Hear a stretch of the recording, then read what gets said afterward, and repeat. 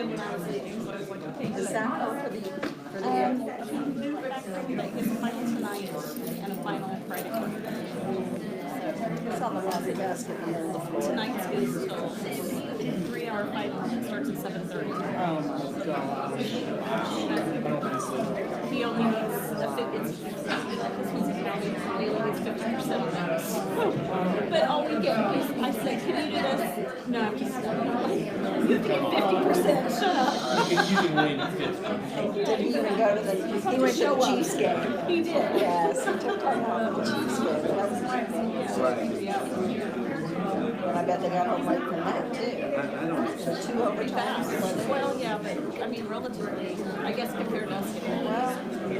Yeah. Did you go to the game at the Sprint Center? No, Zach did. The students had cool tickets. They were like shaped like a basketball. Oh, you're kidding. Yeah.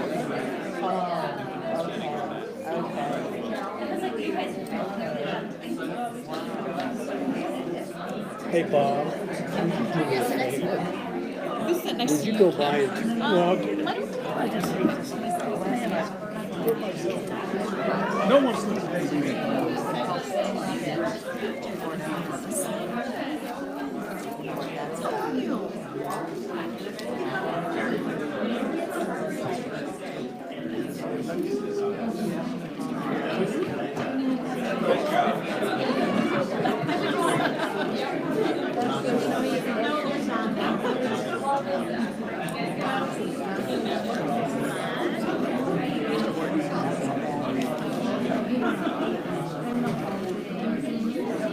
take your seat, Terry.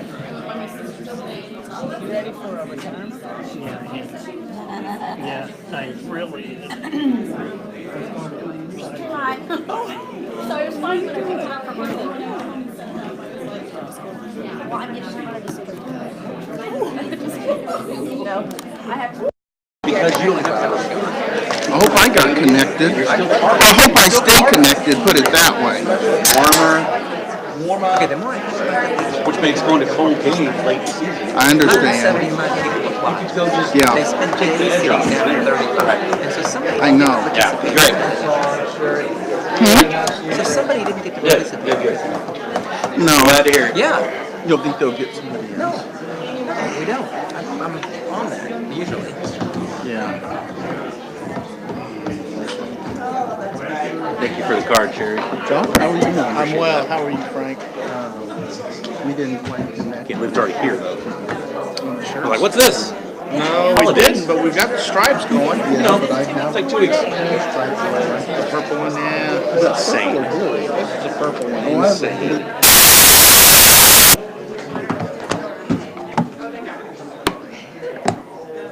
Terry, does it sound better if I move it over? Does it sound better if I move it over this way? Just right here? I know, right?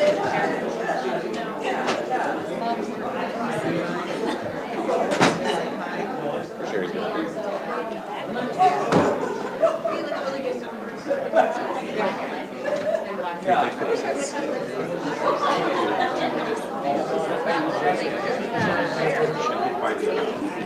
I knew it would. I have to. Yep. You melt it down and recycle and make it whatever. Because I'm going to lose it. That's more like that. Yeah, I'll lose it.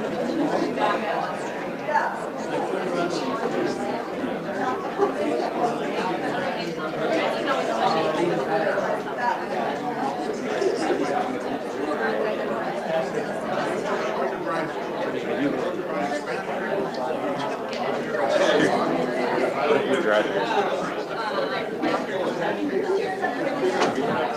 That's all.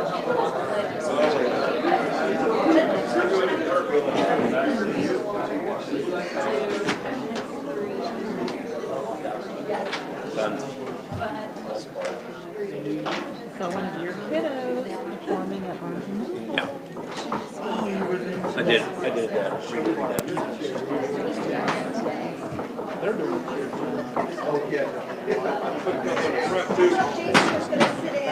Studied it in detail.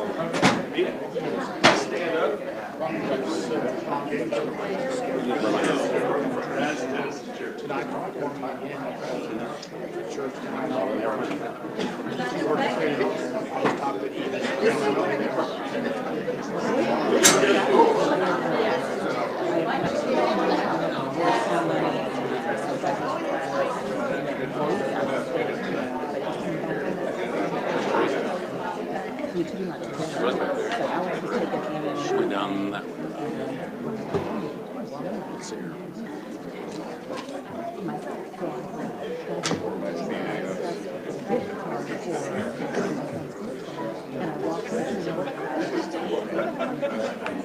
Yes, I am. Of course I'm gonna stick around. It was really good. Who wants it? Like your least favorite one? Because they're. Did you ever like did they ask you that? Okay, let me know. I'll see you in January.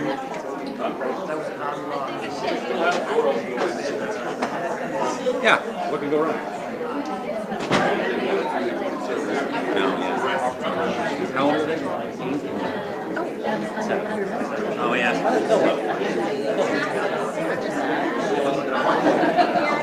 You didn't spend $1,000 on like a window.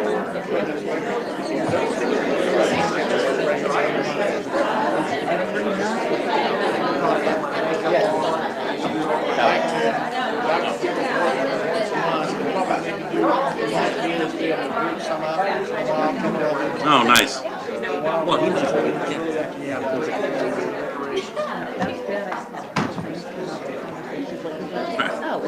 Just saying.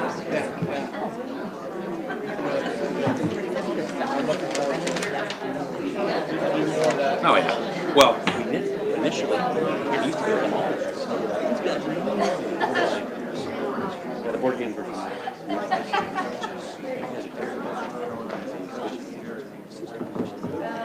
Now he does. Well, good evening, everyone. Welcome to the December board meeting of Siemens School District. So we'll call the meeting to order. We will open with the Pledge of Allegiance. I'll ask Sherry if she would lead us in that, please. I pledge allegiance To the flag of the United States of America and to the republic for which it stands, one nation, under God, indivisible, with liberty and justice for all. Thank you. Well, we have a full agenda tonight, and it's great to see everyone here. It's not often we have nearly this many, so we get kind of lonesome sometimes, so this is great to see all your faces out there tonight. Well, the first item on our agenda is under Learning Without Limits, and I will turn this over to Mr. Kerry Staley and his team to talk about the High School Veterans Day band trip. Well, we successfully made it back from New York, and we even brought Steve and James back safely. That was exciting. That was a chore. We were chosen as to perform first and go first in the parade, and we made it back with everybody. It was a great educational experience. Thank you for your support as always. And we brought a couple of drum majors with us, Kim Fu over here and Eric Patterson Jr., and they can just say just one little experience or something. Eric? Yeah, it was a great time. It was a marvelous time. I had a great experience. One, you learn about all this stuff in school, but it's great to actually go there and experience Ellis Island, to see the Statue of Liberty, and like, you're there. It's craziness. To march down Fifth Avenue, it was great because one, we were right up front. Everybody was there. Everybody was supportive of seeing us get to honor the veterans and Veterans Day Parade. It was great being able to look up and see people clapping for us. They've never seen us before, never heard of us before. We're from Kansas. But it was a great experience. I loved every part of it, and it was just amazing. Awesome. Yeah, I can pretty much say the same as Eric. It was a really memorable experience, especially since first times in New York City, let alone a big city. So it was just really nice seeing them experience like what it is like living or just walking around New York City and just being able to see historical sites such as Ellis Island and the Statue of Liberty. And before we went to our dinner dance cruise, we were right across the place where Alex Hamilton and Aaron Burr had their duel, where Alex Hamilton got shot, I believe. So it was really like amazing to see all of those places. And it was also really amazing just to walk down Fifth Avenue, even though we kind of stood there after maybe just like an hour. It was kind of but nevertheless, it was a really enjoyable experience just marching down and just seeing everybody just clap for us and honoring our veterans.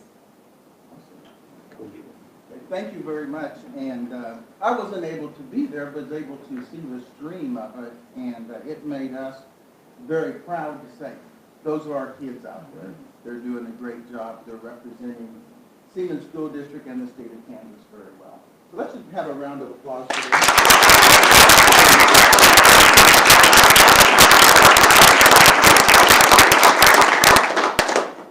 We really appreciate you, Mr. Staley, and your leadership, and we believe we have the best program in the state of Kansas. Okay, next I'll ask Ms. Welch to come, and she will present an award. That was the good leg. Good evening, I'm Claudia Welch, and I have the honor tonight to represent Seaman High School physical educators, coaches, and the Kansas Association for Health, Physical Education, Recreation, and Dance as the member of the CAFED Board. It is a privilege to address the Seaman Board of Education and community members as we honor Lee Smith, Assistant Principal. Lee, can you come on, please? At the Kansas Association for Health, Physical Education, Recreation, and Dance Convention this past October, stand up here, it's okay. Don't be shy. Lee Smith, Assistant Principal of Seaman High School, received the prestigious CAFED Administrator Award. Mr. Smith met all the criteria for receiving this distinguished award. He demonstrates a strong, continuous support of Seaman High School physical education program. He encourages professional development and continuing education for physical education staff. He often visits our gyms and classrooms to observe, offers assistance, or even participates with students. He makes it a point to talk to staff and students and encourage their efforts with personal interaction. Mr. Smith also continues to be a great role model for our students and staff as he is active in his own physical health and can be found after hours in the weight room or the wellness center. He understands the importance of lifetime wellness. He believes in providing every student a quality physical education experience. He has definitely impacted our physical education department, students, and our faculty. Our physical education department and CAFED thanks Assistant Principal Lee Smith for your support, dedication, and all that you do for students and staff at Seaman High School. Congratulations on receiving the 2018 CAFED Administrator Award.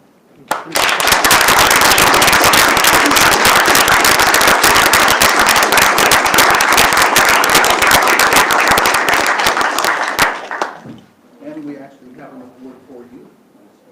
You want to stay with them? You want me to? Yeah.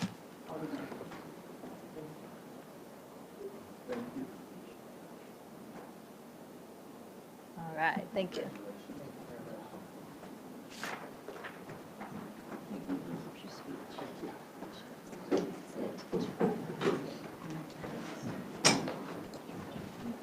Those are fun times.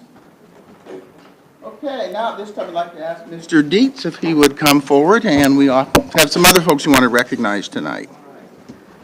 I get the honor of presenting 2 plaques to our Coaches of the Year. This is a special recognition because this is voted only by the peers, the coaches at Seaman High School. We have 66 coaching positions. There's 45 different coaches at Seaman. And so those are the only people that get a vote. And I think this is a more prestigious award because it's not like all city or all league. This is something that your own peers vote on. They understand what you're doing on a daily basis. So I'd like to have Bertie Tuck and Steve Bushnell come up.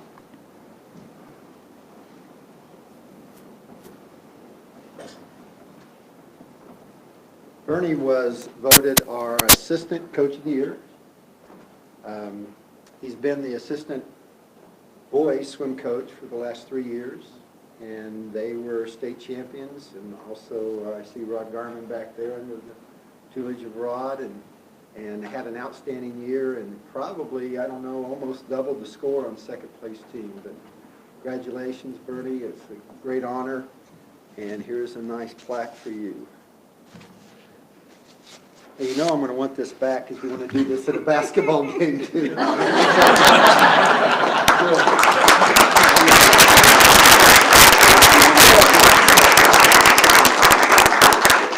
And then our Head Coach of the Year award goes to Steve Bushnell, and I think everybody in our community knows Steve.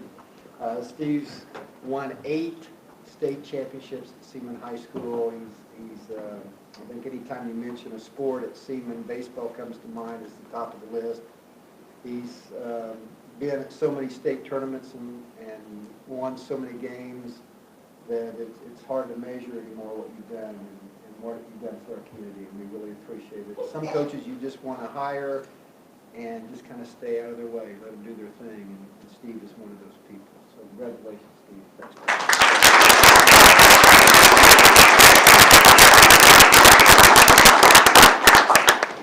You guys come this way. We have another certificate for you. Congratulations, Mr. Cotton. You can keep this one. Yes. Good. Oh, sorry. Yeah, Rod. I'll get a group one too when you guys chat. Chanel, congratulations. Okay, wait, can I get one group one with all 4 of you guys?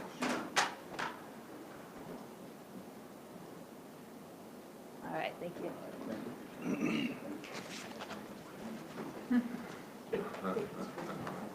It's on loan.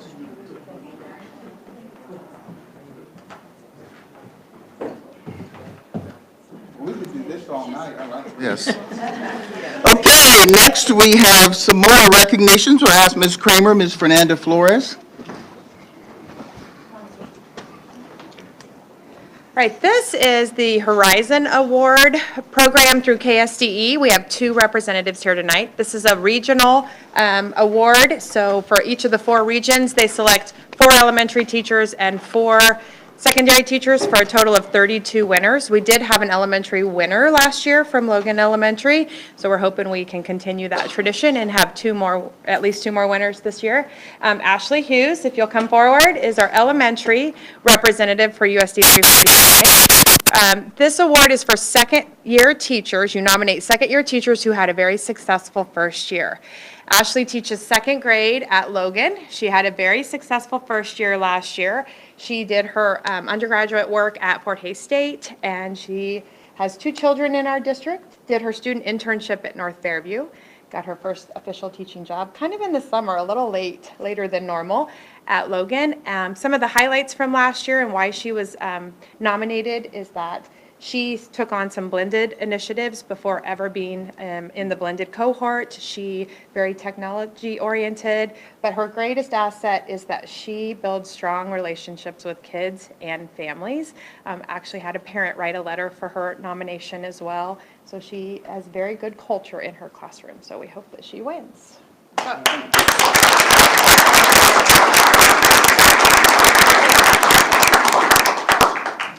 And I'm here to introduce Mr. Garrett Platt from Seaman Middle School. Mr. Platt is a Pittsburgh State University alum. He's an exceptional second-year teacher. I knew you'd like that. At Seaman Middle School. He teaches Introduction to Industrial Technology, PLTW, Automation, and Robotics. You're going a little fast for me. Mr. Yes. And offers an enrichment class in the Viking Store Productions. Mr. Platt makes learning connections with students through his classroom projects. For instance, students are able to see why mathematics is important to learn as they determine the quantities for their projects. One colleague says that Mr. Platt does a wonderful job of utilizing his ability to relate to and build relationships with students to motivate and inspire them both academically and socially. A parent has said, "My son goes to school to not miss Mr. Platt's class." And that statement is supported by a colleague who says students respond to his connection and actively seek out an opportunity to interact with Mr. Garrett. Mr. Garrett also forms relationships with parents. A colleague says that he has a natural, engaging personality that he uses very effectively to communicate with parents in a way that creates mutual trust. His building principal goes on to say that he's a reflective teacher who has a can-do philosophy. Mr. Platt, we are very proud of your accomplishments and look forward for more to come. Congratulations, sir.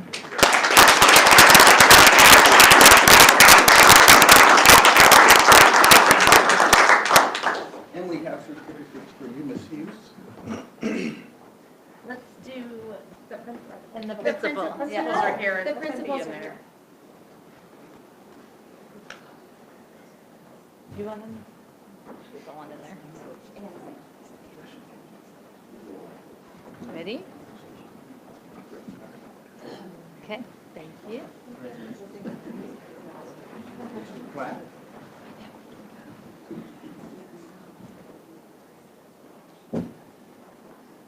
All right, thank you.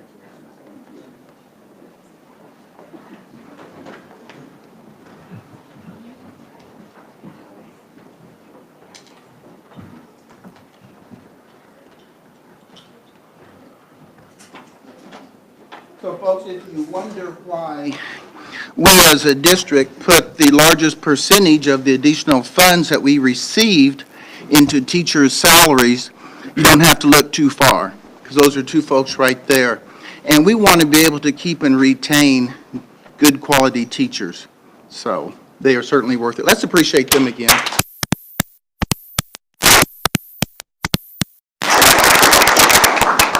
Okay, Ms. Nussbaum. Hey, good evening. Our district has acknowledged the need for advancing STEM learning and has invested in our students by adopting the Project Lead the Way curriculum K-12. Project Lead the Way creates engaging hands-on experiences for students that allows them to engage in creative thinking and problem-solving opportunities. So with us this evening, we have 4 students who are currently enrolled in Project Lead the Way courses at Seaman Middle School and Seaman High School. So we invited them here just to share a little bit about Project Lead the Way from their perspective. They are also joined by their teachers. So to begin, I would like to invite Mr. Garrett Platt back up here to introduce himself and his students and tell us about Project Lead the Way. And we'll get this going.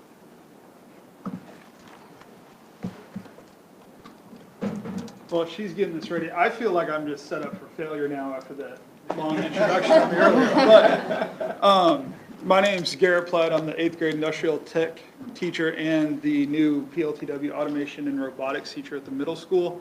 I only have one class of it this semester, and these are 2 students out of my whopping number of 7 that were gracious enough to come here tonight and spend their Monday talking in front of a group of people that they've never talked in front of this many people before. So I'd like to introduce Joe Kramer and Cohen Peebles. Joe's the one holding his robot right now. This is our current project that we're working on in the classroom. They are programming it to navigate itself through a maze.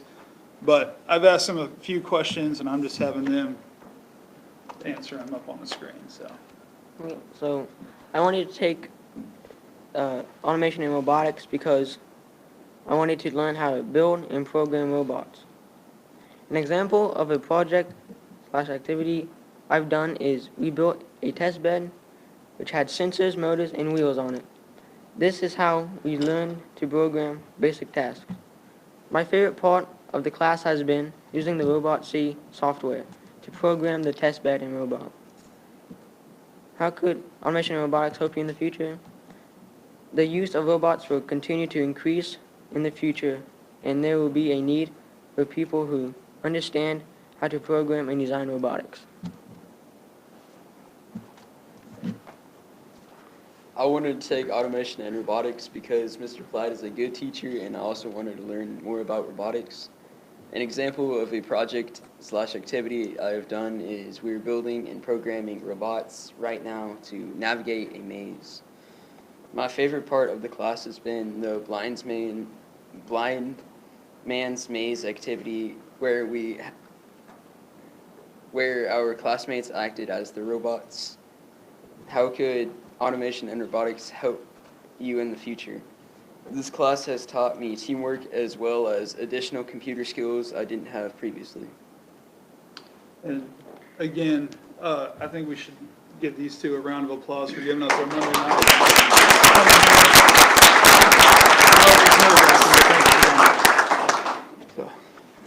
Any questions for our automation and robotics teacher and students?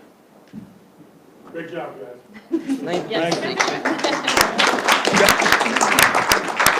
I'm intrigued by the blind man's maze activity. Kind of tell us how that went down, what it looked like. So the task was, we had a Kleenex box of all things sitting over on my desk, my teacher's desk, and the blind man maze activity was they had to calculate the amount of steps it would take and navigate through all of the desks in the classroom to get to the Kleenex box.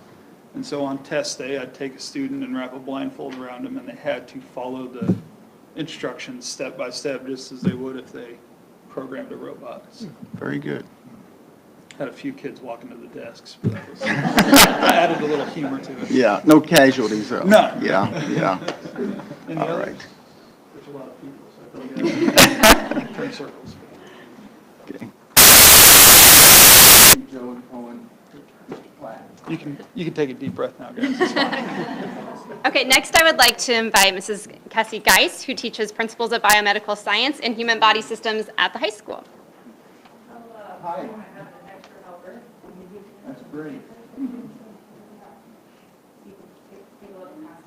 So my name is, as you said, Cassie Geis. I teach the only two biomedical classes we have right now, Principles of Biomedical Science and then Human Body Systems. Next year, we will be adding the Biomedical Innovations course to our biomedical pathway. And I have Erin Hebert, who has taken the first level class and the second class. And actually, Kim Vu has done the first and second, and Parker was with me last year in the first one. So we have quite a few biomedical representatives. But Erin, I'll leave it up to you. Yeah, so as she said, I had the opportunity to take last year's course, The Principles of Biomedical Science, and I'm currently enrolled in this year's, which is Human Body System. A reason that I wanted to go into these classes was because since I started high school, I found that science has really been my guiding passion, and I wanted to find a way to explore how I could use that in my future career. These courses have a lot of fun activities. One of the things that's helped me with looking for a future career are career journals that we've done. We have when we study different topics, we have to look at career journals of somebody who might be working with that kind of affliction. Some of the other projects that I've really enjoyed are dissections, and right now you're passing around some of the organs that we've had the opportunity to dissect. That would be, those weren't snacks, no. That would be. That gets you in detention. Yeah. That's not what I thought. It's great. So. Oh, by the way. Last year we got to dissect a heart and a brain, and we did the brain again this year. We just actually last class finished an eye dissection, which I thought was really cool. And then I think we have the kidney and the lungs, and then a knee dissection as well. So I'm looking forward to those. We have a couple projects that we made in the last class. Last year we spent a lot of time leading up to HIPAA violations and different procedures that hospitals have to follow in different disease and injury situations. So HIPAA is a guiding principle of a hospital, and so one of our students made a HIPAA board game last year so that we could all learn a little bit more about that. Awesome. And then Caden is holding up a diabetes poster. We spent about a month and a half learning about diabetes, so that's just one of the examples of projects that students have made.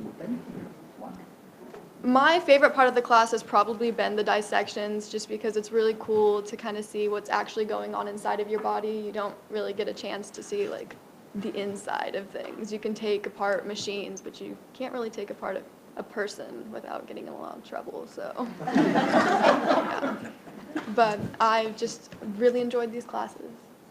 Any questions? Any questions? Erin, what are your career plans? Right now, I'm looking at either pre-pharmacy or pre-med. So far, the activity that's helped me most in the pre-med path has been the communications unit of the HBS program, because I've kind of found an interest in neurology and brain science, and we got to do an activity where we diagnosed a patient with a neurodisorder. Have you ever had the opportunity to share your success or experiences with underclassmen at the hospital? I haven't talked to other classmates about this, but I know a lot of the classmates that I'm with right now have really enjoyed this. And I've had other students ask me about these courses and whether or not they'd be a good idea for them to take them, and I always recommend it. I was going to say one last thing. I am really glad that our district has taken that Project Lead the Way. My son right here, he's in kindergarten, and when he hears, he comes and he talks about what they do at Project Lead the Way, and they call it that, and it's super cute. Talks about all the stuff that he gets to do. So I'm excited to see how that transitions as we see kids who've had it for several years. They go to the middle school and experience the different classes, and then once they get to the high school, kind of seeing how that changes their outlook on STEM careers. Excellent. Thank you.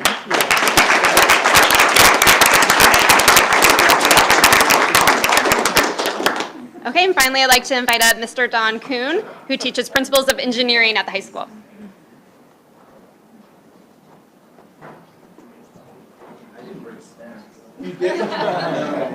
I kind of feel like we didn't come prepared. They brought a robot. No, that's okay.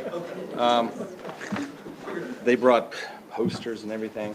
Anyway, I teach Principles of Engineering, which is the second course in our engineering pathway. The Introduction to Engineering Design is the first course.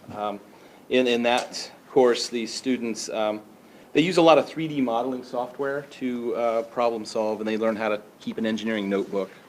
All right, then they move on to Principles of Engineering, and we do, it's very science-based. As I look through that curriculum, you know, I'm like, I've been teaching this in physics all along. All right, it's very physics related, but we get to do a lot of hands-on also. And then the third course will be Engineering Design and Development. I have no idea what that's going to be like. I haven't gone to the training yet, so I'm really excited to do that. And I'm super excited about robots, as you probably know. You know, I see on Twitter that third graders are doing robots. In the middle school, they're doing robots. I can't wait to get them into high school so they can do my robots. And so I'm going to turn it over to Parker, who, gosh, he could have spoke about the biomedical stuff. He had the IED class. He's in Principles of Engineering now. So take it away. Well, I wanted to take this class kind of because I've had Mr. Kuhn since sophomore year, and he's probably one of my favorite teachers. He really includes the students, which is something I really like.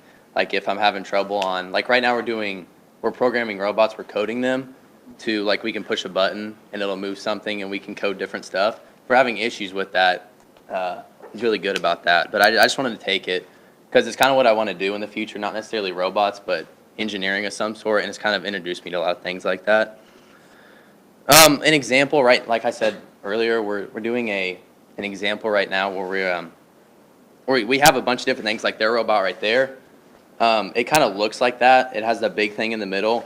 And we put it on our computer, and we have a bunch of different codes we can write. Like if I want to push a button, we can code it to push that button. It can move a wheel, and kind of stuff like that. And then we're probably going to, I guess in the future, probably do a lot more things with it, like they're coding it to run through things. We're probably going to do that in the future. This will help me in my future path. Like I said earlier, I wanted to do something in engineering. Aerospace would be the first one, but that's really hard, and I don't know if I'm up for that. But it's really introduced me to new things that I didn't know I liked. I kind of took this class just kind of, not to fill a spot, but first off, Mr. Kuhn teaches it, but I kind of wanted to take it just to see what it would be like. It's the first year. They needed people in it, so I took it just to see how, if I would like it, and I really do enjoy it. My favorite part of this class has just been kind of everything, honestly. Like we're doing a lot of stuff that I've never done before, and it's really fun, and I know it'll help me in the future. There's a college, I think Washington, I applied to Washington, and they were asking about it. So it's kind of well known, I guess, around then. And then KU, I applied to KU as well, and they asked about it, which sadly I'm not young enough to take all three, because I know in KU, if you take all three, I think you can apply for a scholarship. Sadly, I won't be able to do that, but I'm kind of glad that students will get to do that, because it'll really help them in the future to take that class, learn from it, and then get scholarships and money for it. So.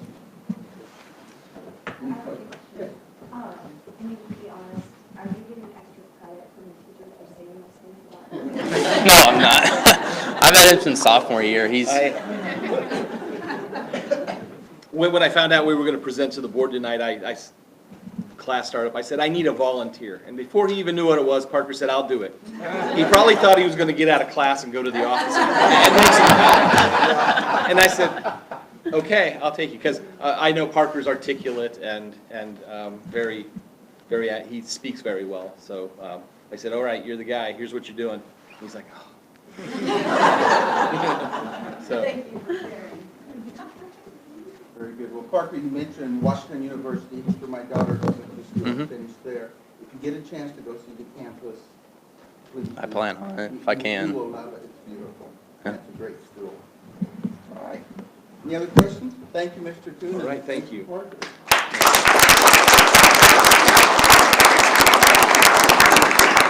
And I just wanted to give one final thanks to our teachers and students that came tonight to share their stories with us, and thank you to the board for your support of Project Lead the Way.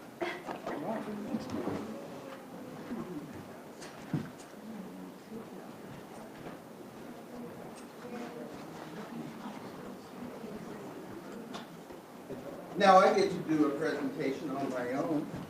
This time I'd like to ask Mr. Terry Morrow if he would come up. Kind of blocked myself.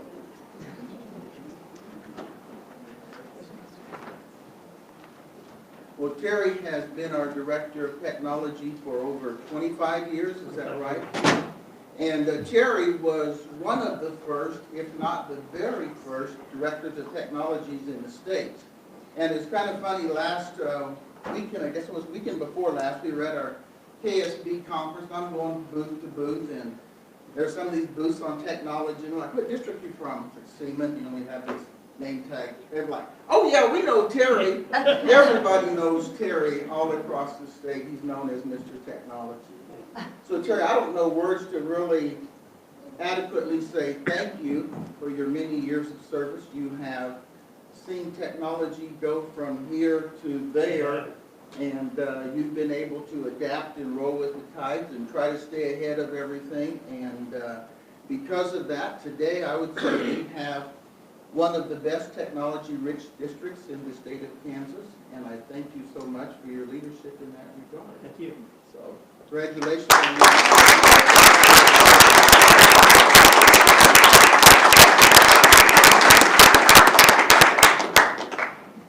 Hey Terry, I still haven't connected to the internet. Don't go too far.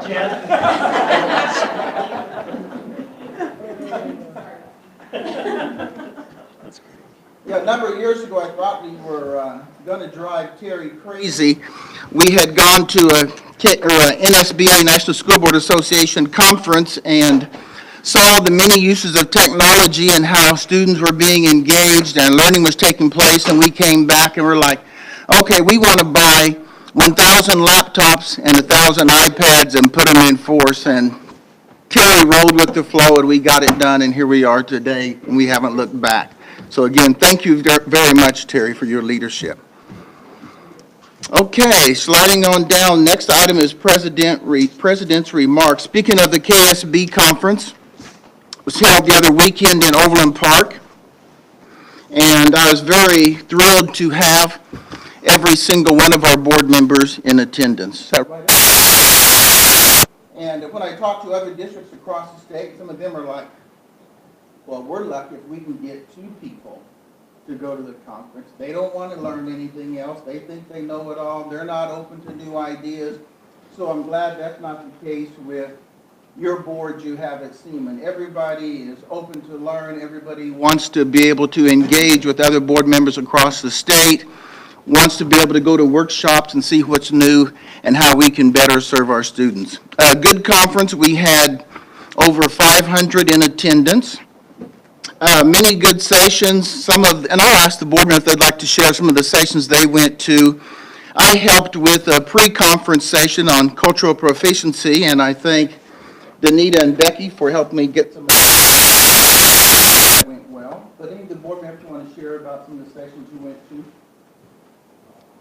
I was really struck by a session I went to about suicide, and this was focused on the Johnson County district, where they've had a 45% increase in the number of suicides in their county since 1999, and what they did was really bring kids together to really talk about what they needed and wrap the whole community around the schools in terms of just not having all of the answers, but working together to figure out how they can stop what's happening in Johnson County at a rate that's even higher than the rest of the state. So, and I was really struck by how the kids were saying we want to hear from parents the important role that parents have in connecting with their kids. It was amazing to me. I got the opportunity to go on a bus tour, private, with Adams, and it was very, very tough to get into attendance for this. They only take 30 people, I think. So we were very honored to go tour the Oasis schools. We didn't get to go to the Blue Valley School, but we did go to Spring Hill School, which is an amazing district from the growth that they're experiencing out that way to how they're handling it. It's just simply amazing. We've got some innovative ways that they deal with lunch hours that really impress me, and I would absolutely like to dive into that a little more. The suicide prevention issue was touched on through the Oasis School District at the lunch we had. I just cannot, thank everyone for allowing me the opportunity to do it, because it is definitely an opportunity to learn and bring home what I've learned to our kids, which is what's important. I would, let me echo that just because I was with Keith and I'll just do a +1 on everything he said. But the big part to remember is, we're volunteers, we're patrons, that's it. We're just elected patrons. We don't get paid for these roles. We're passionate about kids, we're passionate about making this place a better district. And this is our continuing it. We have to go to things like this to get better at what we do. So, the fact that all 7 of us have gone to something like that all at once, that's a pretty big deal. Frank hit on that, and that's why we go to these things. Why we don't, these national conferences or these state conferences or these school tours or get leadership training from KASB. That's our continuing ed. We don't have the background the educators do. We're just, most of us, publicly educated kids that grew up through either this district or another district that took care of us, and so this is our way to give back. So these are vital for us to be a part of. So I'm thrilled to be a part of that, and I won't stop going, frankly. And every time I talk to a new board member that I see there, I recommend to them, go back and tell 4 people that you have to go to this stuff for this reason. I attended a session on technology in the classroom, and while I was really excited to learn some new ideas to bring back, actually, everything they presented are things we are already doing. So that was really encouraging. That was validated all of the work that's going on in the district, and I applaud the direction. I came on late in the game. I can't take credit for anything that as far as that the one-on-one technology and the blended classrooms and all of these things that through Steve Noble's leadership and the board's leadership, we are seeing that truly when you go to these conferences, that Seaman is really on the cutting edge of what's coming down on the pike, what's on the horizon for education, and what the research is telling us is important and effective for our kids to be successful. Well, I spent one whole day at school law seminar. That was riveting. And then I spent my other day going to legislative issues, so that was pretty exciting. I need to start going to what you guys go to. Yeah, we have a better time. We learned lots of good things, what we should be doing from a legal standpoint, what we shouldn't, and then getting some updates on what schools across the state think is important for the legislature to address this next year. And then just really getting the opportunity to get to know school board members across the state and our own school board on a more personal level, because we're kind of stuck together for the weekend. So that's always a good experience. Instead of just sitting up here and debating issues, actually getting to spend time together, I think is really important. So it was good. Dr. Noble, do you have any comments on the I conference? just would echo what everybody has said, that Seaman is sort of a leader, not sort of, we are a leader in our board's involvement at the state level in our conferences and at the national level. And I applaud our Board of Education, the volunteers that you are for the dedication you've given to our kids in this district and our community. So thank you for attending. Thanks for your leadership. It sure is quite innovative and quite impressive what this district is accomplishing under your leadership. Certainly. Just one more point of gratitude. I would like to thank Teresa for setting everything up. Because without Yeah, Teresa, unsung hero, yeah. Yes. Thank you very much. We showed up in the right place because of you, so that's a good thing. Nobody went Good to point. Wichita, everybody went. I know, I almost read to Wichita, exactly. Looked at my packet. Garrison Wynn was one of the keynote speakers there. And the theme was to lead. And it was really impressed upon us as school board members that we had the responsibility to lead. And lead means to think outside of the box. Don't stop at, we've never done it this way before, but be able to be open to new ideas, new ways of being able to better challenge our students, better serve our students, and meet their needs. So it was a pretty exciting conference. Glad we were able to be a part of that. Okay, next item is superintendent remarks, Dr. Noble. Speaking of Kansas Association of School Boards, I provided a new tool. I'm going to try to grab here, Terry, if I can. This is blinking, so it doesn't act like it's wanting to do my thing here, but maybe you can pull it up.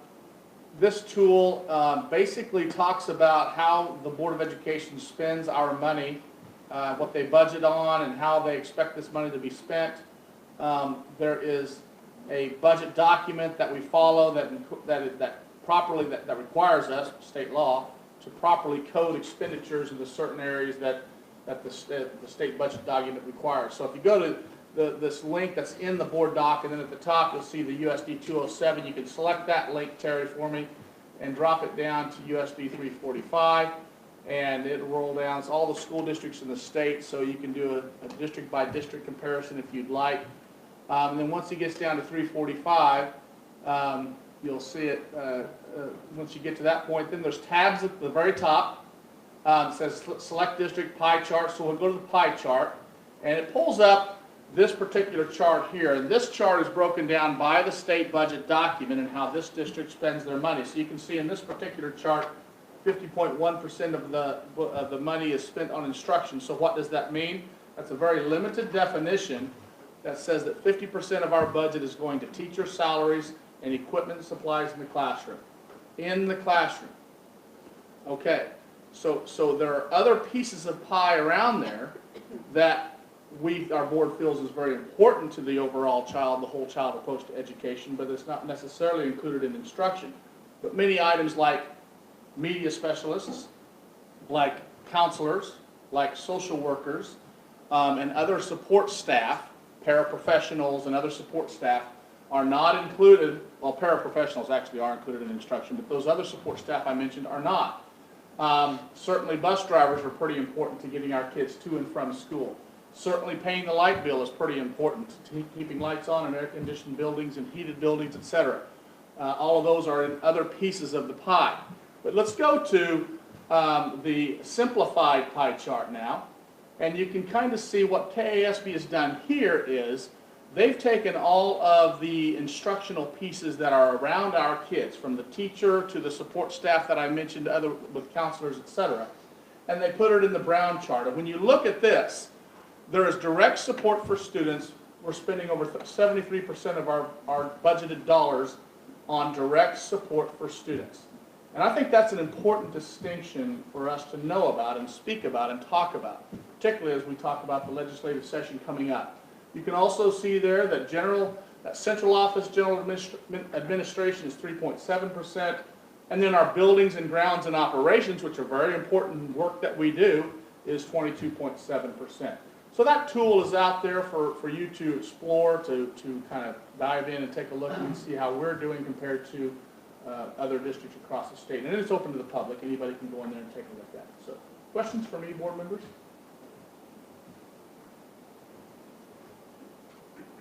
Thank you. Yeah, that is definitely a good tool. And I'd like to see that be made available to the public. Okay. So folks will be able to On the website, a link to the website. pull that up on our site and see how money is already spent. Okay, next item, we're now finally to public communications. This is the time for members of the audience to speak regarding items that are not on the agenda. We ask that you not address students or personnel. If you have concerns in those areas, if you would make an appointment with the superintendent. Is there anyone that would like to address the board tonight? Okay, seeing none. Okay, board members, ready for adoption of the agenda. Dr. Noble, do you have any changes to the agenda? Directors, any changes to the agenda? Board members? Okay. Moved by Fred. Second. Second by Sherry. Any discussion? All in favor signify by saying aye. Aye. Aye. Opposed? Okay, the agenda is adopted. Next item, disposition of business by consent. Motion to approve consent agenda. Motion by James. Second by Keith. Any discussion on the consent agenda? All in favor say aye. Aye. Opposed? Okay, consent agenda is approved. Next, resignation. Oh, that's part of the consent agenda. Slide on to discussion items. Ready for a teaching and learning report. Ms. Kramer. All right, in an effort to keep this moving this evening, Teaching and Learning is going to bypass our report just because a lot of it is just giving you updates on things that we've already briefed you about. So does anybody have any questions about the board report that we submitted? Okay, so I'd like to spend the bulk of our time talking about the elementary social emotional curriculum, which this is part 3 of our trilogy. And the last presentation, we've done the high school and the middle school. I have 5 people here to help present tonight, so I'm going to ask them to come forward and we'll be closer so we can keep this thing moving. Kelsey Schaefer is going to present just briefly on the elementary portion of our second steps. Tina Gibson is going to present on the intermediate portion. I should say where they're from. Kelsey is at West Indianola Kindergarten. And Tina Gibson is 5th grade at Logan. I have Kevin Wellington, who's going to present briefly on our bullying curriculum that also goes, it's aligned with Second Step. Erin Corbin's going to talk briefly. She's at Logan. She's a counselor at Logan. She'll talk briefly about our zones of regulation, which is something new that most of the buildings are implementing this year. And then we have Kim Patton from North Fairview. She's media specialist, is going to touch just briefly on the implementation of the digital citizenship curriculum that we're also. I have several other things we could talk about, but I just picked the 5 main things that we're doing for social emotional learning.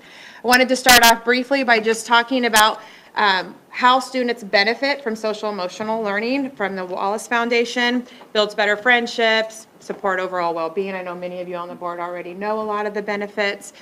Helps manage negative emotions, builds persistence to complete difficult tasks. I just wanted to highlight the 3 areas from KSDE when we look at social emotional standards. There's 3 core developmental areas. One is character development, one is social skills development, and the 3rd one is personal skills development. So as my folks are talking tonight about our curriculum, I think that you'll see all these programs are aligned to one of these components, if not more. Okay, I'm going to take it over to Kelsey. Kindergarten curriculum. What does it look like for our primary And students? Caden is actually in my kindergarten class, so his mom was so nice to let him stay. He's going to walk around with the lesson card. Can you go take it over there?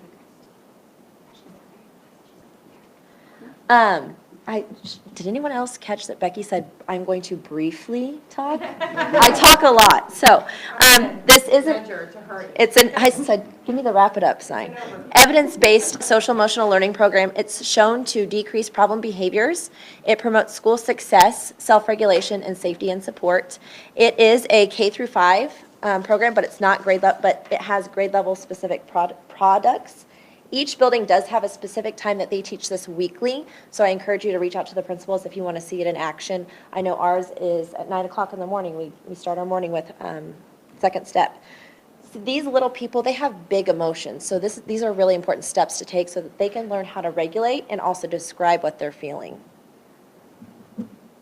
So Second Step does come with puppets, and they love when I bring out Snail and Puppy. Right, Katie? Snail and puppy.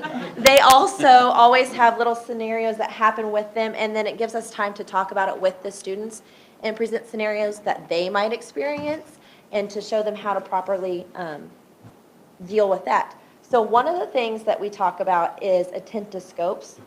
So our attentoscopes to focus attention looks like this. So can you all, Caden wants to see everybody's attentoscopes. Do they all have good attentoscopes? Right? What do you think? Do you think they have good attentoscopes? Yeah. The lesson breakdown, as you can see on the lesson card itself, they have a warm-up, which is a brain-building activity, a review of the previous lessons, the introduction of a new lesson or concept, a story and discussion, practice, and then a wrap-up. And it has songs that go with it and quick, meaningful lessons to keep those little bodies engaged in the lesson itself. So what I really like about Second Step is it does provide a lot of different skills that are addressed. So it provides learning. So those attentoscopes for the kids focusing their attention really helps them. Empathy, so that they know if they run into somebody at the playground that it's okay to say, I'm sorry, it was an accident. Are you okay? Because August is hard. They say, somebody ran into me and they didn't say sorry. And then they come up to me and say, it was an accident. So teaching them that it's okay to say, I'm sorry, it was an accident. Are you okay is really important. The emotion management piece of it, it helps them learn to be patient, which is a really hard skill for little ones to learn, especially because today I just heard when Ms. Schaefer says 1 minute, she really means like 5. So having them learn to be patient is important. Managing frustration and anger is another thing. And asking friends to play, that's something that's really hard for some students, but giving them the words to use and that verbiage is really important. So anybody have any questions? Oh, did we want to teach them how to do belly breaths? Yeah. Sometimes when we're feeling really frustrated, it's important to say, stop and name how you're feeling. So we're all going to practice being frustrated. So if you can all put your hands on your tummies and say, stop, I'm feeling frustrated. Are you ready? 1, 2, 3. Stop, I'm feeling frustrated. And then how many belly breaths should we do, Caden? 3 or 5? 5. Okay, so with belly breaths, you have to have your hand on your tummy. And you breathe in through your nose and out through your mouth and keep your shoulders down. Are you ready? Let's do 5. 1, 2, 3, 4. One more. 5. Do you think they did a good job? Would they get cardinal cash? Yeah, Ken thinks you would get Cardinal Cash. So that's all I have, and I'm going to pass it on to the intermediate. Does anybody have any questions for us? Thank you, Ms. Schaefer. Okay. Oh, yep. It says it's. Got it. I'm a little jealous. I don't get puppets at the intermediate level. I'm going to have to do something about that. We do have some cool posters. You do dress up, so maybe we could do that. We do. Our lessons follow the same type of format. It usually begins with a music video for a review, an introduction to what topic we're going to cover for that day, a story and a discussion, activity. We practice then what we've learned throughout the videos and discussed, a wrap-up of what we learned for the day. We have the daily practice sheet. So each day, if we start the week with second steps, then on Tuesday, it tells us what we can do as a follow-up lesson. On Wednesday, you can do this quick little follow-up lesson, so we can carry it through the entire week. And there is also a handout as a home link that goes home to parents, so parents also are aware of what we have discussed in the lesson, plus gives them some discussion topics for at home to discuss as well. Some of the topics we cover is how to handle put-downs, how to resist revenge. That was our one today, that wanting to have revenge on something that has happened to you is emotion that we all feel, but how you deal with that is up to you. So we worked a lot on the resisting revenge. Emotional management, how to be assertive, respectful, how to deal with anxiety, have compassion for others, deal with peer pressure, accepting our differences, how to seek help, how to handle gossip, how to listen, how to deal with frustration, have empathy, and what to do if you disagree with someone, how to calm down, and about making assumptions and looking at things through others' perspectives. These are our posters. We do get posters. I don't know if they are equivalent to puppets, but we'll go with it for now. So we have problem-solving steps, and we're going through those earlier too. The skills for learning, the focus, attention, listening, being assertive, how to use self-talk, and empathy. And it just kind of continues from primary up. We can, when they come to us in 5th grade, say, I know you've already talked about this in 3rd grade, or you talked about this in 4th grade, that common language that we have, or if we see a conflict with younger students in the hallway, we can address that with that same vocabulary. 5th grade at Logan, we do the lessons all as a whole group, so all 5th graders meet at the same time, so they know the teachers are all on the same page. Sometimes the lessons do allow you to use some of your own experiences and some of the situations that are happening around. We can say, last week at recess, this happened, I'm sure you wanted to have revenge on this person, or maybe you did have revenge, and did it really help solve the problem? What are better ways to do that? So that is what we do at this intermediate level. Any questions? Okay, thank you. Okay, so I'm Kevin Wellington, the school counselor at Northern Hills Elementary, and I'm going to talk a little bit about the anti-bullying curriculum that Second Step has for us. These are 2 examples of some of the lessons that we do. All the school counselors at the elementary schools teach the anti-bullying curriculum, and as you can see on the left is just an example of one of the lessons, and then on the right is one of the home links that was mentioned earlier. It kind of covers from kindergarten through 5th grade all the different types of bullying, like the verbal, the physical, which is more prevalent in the kindergartners and 1st graders.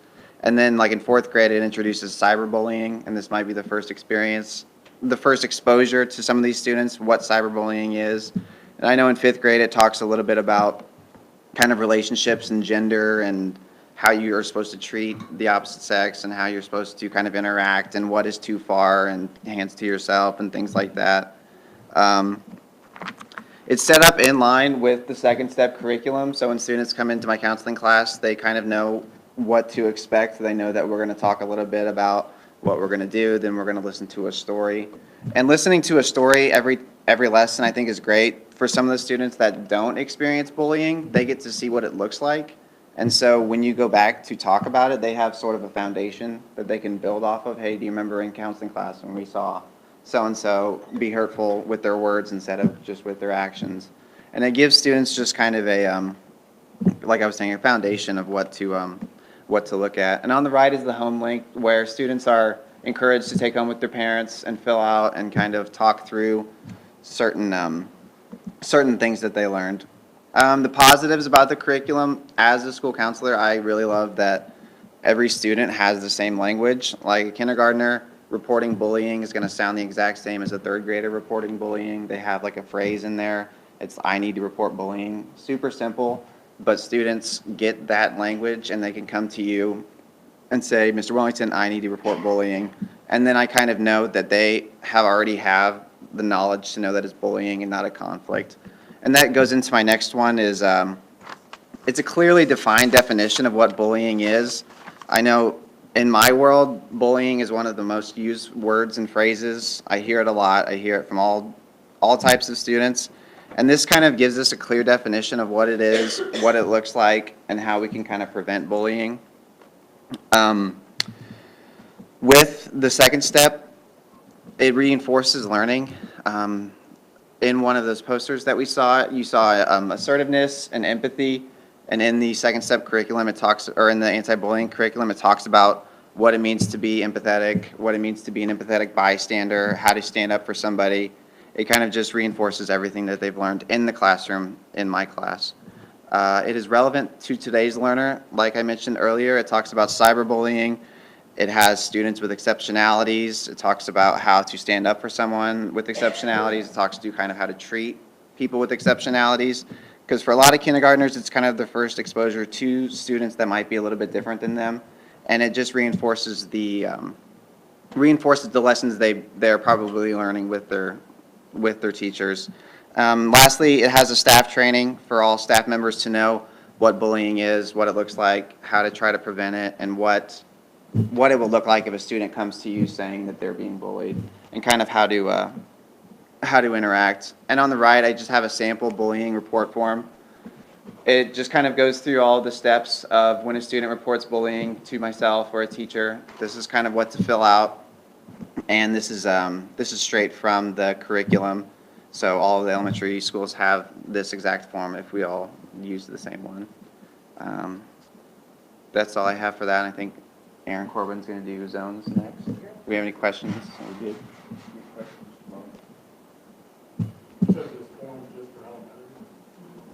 I haven't seen the middle school or high school form, but this is the form that I use personally, and I would assume that the other counselors use it. Thank you. Thanks. I will say, just speaking to second steps, I did put attached to your board item agenda a spoken sequence of what lessons and what the topics are. You can see a year in advance for each of the grade levels. Might be helpful too. Hi, I'm Erin Corbin. I'm the counselor at Logan, and I'm going to talk to you today about a curriculum we're using for self-regulation. We discovered that second step is wonderful, but we really needed something more specific, something we could do more direct teaching with, because second step wasn't enough. I know when I first started learning about this, I didn't even really know what self-regulation was. So it's basically their ability to manage their emotions and make good decisions. Super important, and with so many kids coming in these days with traumas and different emotional difficulties, we really have a need for this explicit teaching. So it's a curriculum to teach students to identify and manage their emotions, to promote the greatest academic, emotional, and social functioning. What I love about it is it's so simple and yet specific and powerful. In the past, you might have heard of like the 5-point scales where they would rate their anger. And so if one was not mad at all, 5 is your head's exploding. And then we had to talk through, okay, what's a 3, what's a 4? Oh, you're not mad, you're sad? Oh, we got to have a 5-point scale for that? This is easy. This works for everything. And this talks about the amount of energy we have in our emotions. So a blue emotion is one of those where we have low energy. So like sadness, depression, sick, tired, or bored. Green zone is that ready to go, ready to learn. And at that point, I love how this is like a traffic light. The kids get that. Green, you're good to go. You just keep doing what you're doing. Yellow is where emotions have more energy. And it could be good emotions like we get on Fridays or on Sunday night before you come back to work. Oh boy, we're coming in. I'm so excited. I just got to calm it down. Or it could be that I'm starting to get frustrated. I'm not calm. I'm starting to get upset. And then the red zone where they're incredibly upset and really no longer thinking. So we started teaching this. The counselors are teaching it K to 6. I know at Logan this is, gosh, our 3rd or 4th year, so our kids are very familiar with it. We've trained our teachers in the language. We have posters in the classrooms, so when we see a child struggling, we can say, hey, what zone do you think you're in? And then the other instructional part is teaching them, okay, here's what green feels like to me. I'm calm, my body feels like this. And then teaching them, okay, so that would be yellow zone, you're kind of frustrated. What's your body feel like now? Or you're kind of tense, your heart's racing a little bit. To get them aware so they start noticing when they're not green, so they can be a little proactive and figure out how to get calm, which is another thing we work on, teaching them the tools they need. I know that in Miss Gibson's class one day, I was in visiting, and the kids are pretty good about this now, because one of them said to her, Ms. Gibson, I really think you're in the yellow zone right now. And she said, you're right, I am. So I'm going to take some deep breaths. So a really great curriculum, and I really am grateful to work in Seaman where we're doing so much to try to help kids with the social emotional stuff, because I think we'll get far better academic results knowing that we're doing this, and we're so far ahead of a lot of districts I talk to in this. So thank you for being supportive of all this. Questions you have about zones of regulation? Do you incorporate this, Mrs. Corbett, into the sensory rooms that you have? Yes, yes. Miss Sage is talking about, Logan, we've got our wellness room. Kids can come in there to kind of get calmed down, and we have some kids come in preventively, so on scheduled breaks. And so their check-in process, Miss Sage, they come in and they tell us what zone they're in, and we take their heart rate. And then we teach them all the different tools we have in there, so they start figuring out what helps them get calm. And then 10 minutes later, we check with them again, and they report again what zone they're in. And the vast majority of the times, they go from wherever they were back to green. So we do. I think that room is really effective. I know my kiddo was looking for excuses to get wound up so she could go there because it was such a wonderful place to be. Good. You tell her to come back anytime. North Fairview and Northern Hills have both opened up rooms similar based on their particular building needs, and so kids have a place to go, name their feelings, get decompressed, de-escalated. And so we have 2 more. And middle school, are they doing something too? They've started. Yeah, yeah. And in our building, we have calm down corners where they can go into the zones and have all of the tools in our classrooms. So. Yeah, I believe that's consistent through the elementaries. Every room has their own little calm down area. Oh, no, we can keep going. Do you feel like you have the tools you need in the calm down areas? I just recently was part of a discussion where some elementary teachers in the district were winning weighted blankets, for example. Are there needs like that are out there? I'm sure there are. I'm sure there are things we could still use. I feel like we've done a really good job of taking what we've had and then, finding funds to additionally get more things, but I'm sure there are more things we could use. All right. Thank you. She's been waiting patiently up here. Right.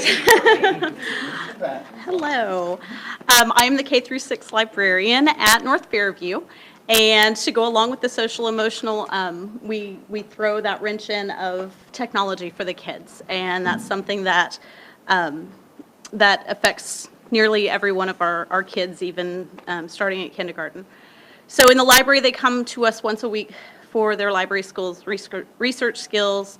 And last year, we started looking with Megan at how we could boost their knowledge about the digital world and how to act in the digital world. So I'm going to share a short video. This is from the curriculum we use. And this one's actually directed at parents, but.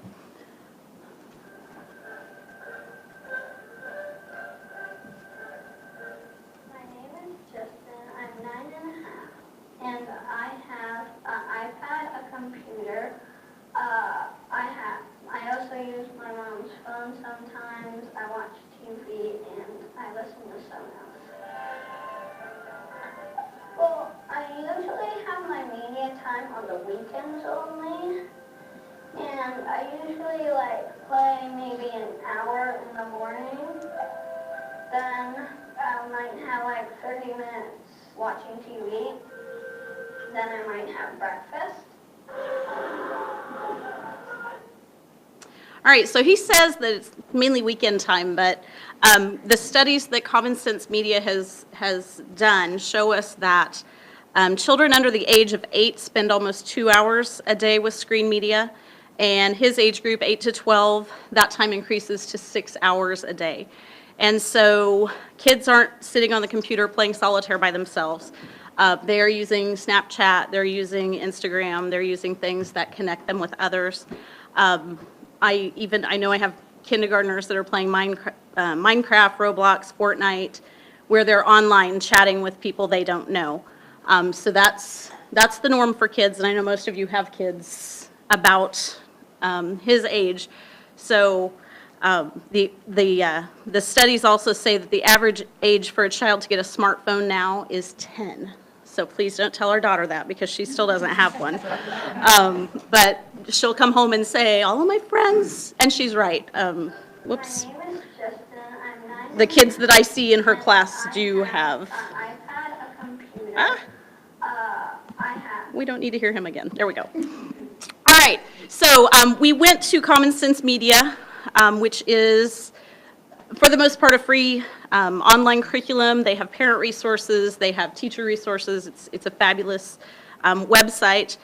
And the librarians sat down last year and we looked at how we could use that curriculum to be able to teach kids about being safe in the digital world. So each grade level, we decided in our district would do about 5 lessons per year that focuses on the 8 major areas of digital citizenship that you see there on the left. Self-image and identity, relationships and communication, digital footprint and reputation, cyberbullying and digital drama, information literacy, internet safety, privacy and security, and then creative credit and copyright. So we talk about the simplest ideas in kindergarten. Like the first lesson we did this year was how being online is like taking a field trip. You only talk to people you know, you don't go anywhere without an adult's permission, and you find places that are meant for someone your age. And then by 2nd and 3rd grade, we're talking about the importance of strong passwords, protecting your identity, and we're introducing what cyberbullying is. And then by the end of elementary school, we're getting deeper into issues. And I know those 5th and 6th graders are talking to strangers online. When I was doing the Digital Life 101 lesson with 6th grade in September, there were 24 men, including a police officer, that were arrested in New Jersey for trying to lure children into meeting them at a house for inappropriate reasons. And so we pulled that in because they were hearing that on the news. And I was saying, you know, most of the people you meet online are okay, but you don't want to be the one that isn't. So students are learning everything online is not safe and that they need to protect themselves. So we go through these lessons. We are actually using our digital devices to engage our kids with an app called Nearpod, where the kids are all interacting simultaneously. There are videos like the one you saw, there are reading passages, class discussions, and then there's ways for the students to contribute their answers. Unfortunately, in our district, we know too well it's not hard for kids to get in trouble using their digital devices. Many kids have admitted to me it's easier to do things online that they wouldn't do in real life because it doesn't seem as real when you're online. So I always emphasize to them that you can say something mean in person and those words have some consequences right then, but if you post something, it's not going away, and there's a chance that never goes away. So hopefully with these lessons, realizing that social emotional ties into what's happening online, that will help them act responsibly in years to come. Any questions? That doesn't even touch the after-school programs that we have. I mean, we could go on and on, but that's the bulk of our social emotional curriculum at elementary. So can we just thank you very much for all the folks that came tonight? Appreciate that. I know they've had a long day of teaching, and they did a much better job presenting the curriculum than I would have. So thank you, guys. Any other questions about? Nope. Okay.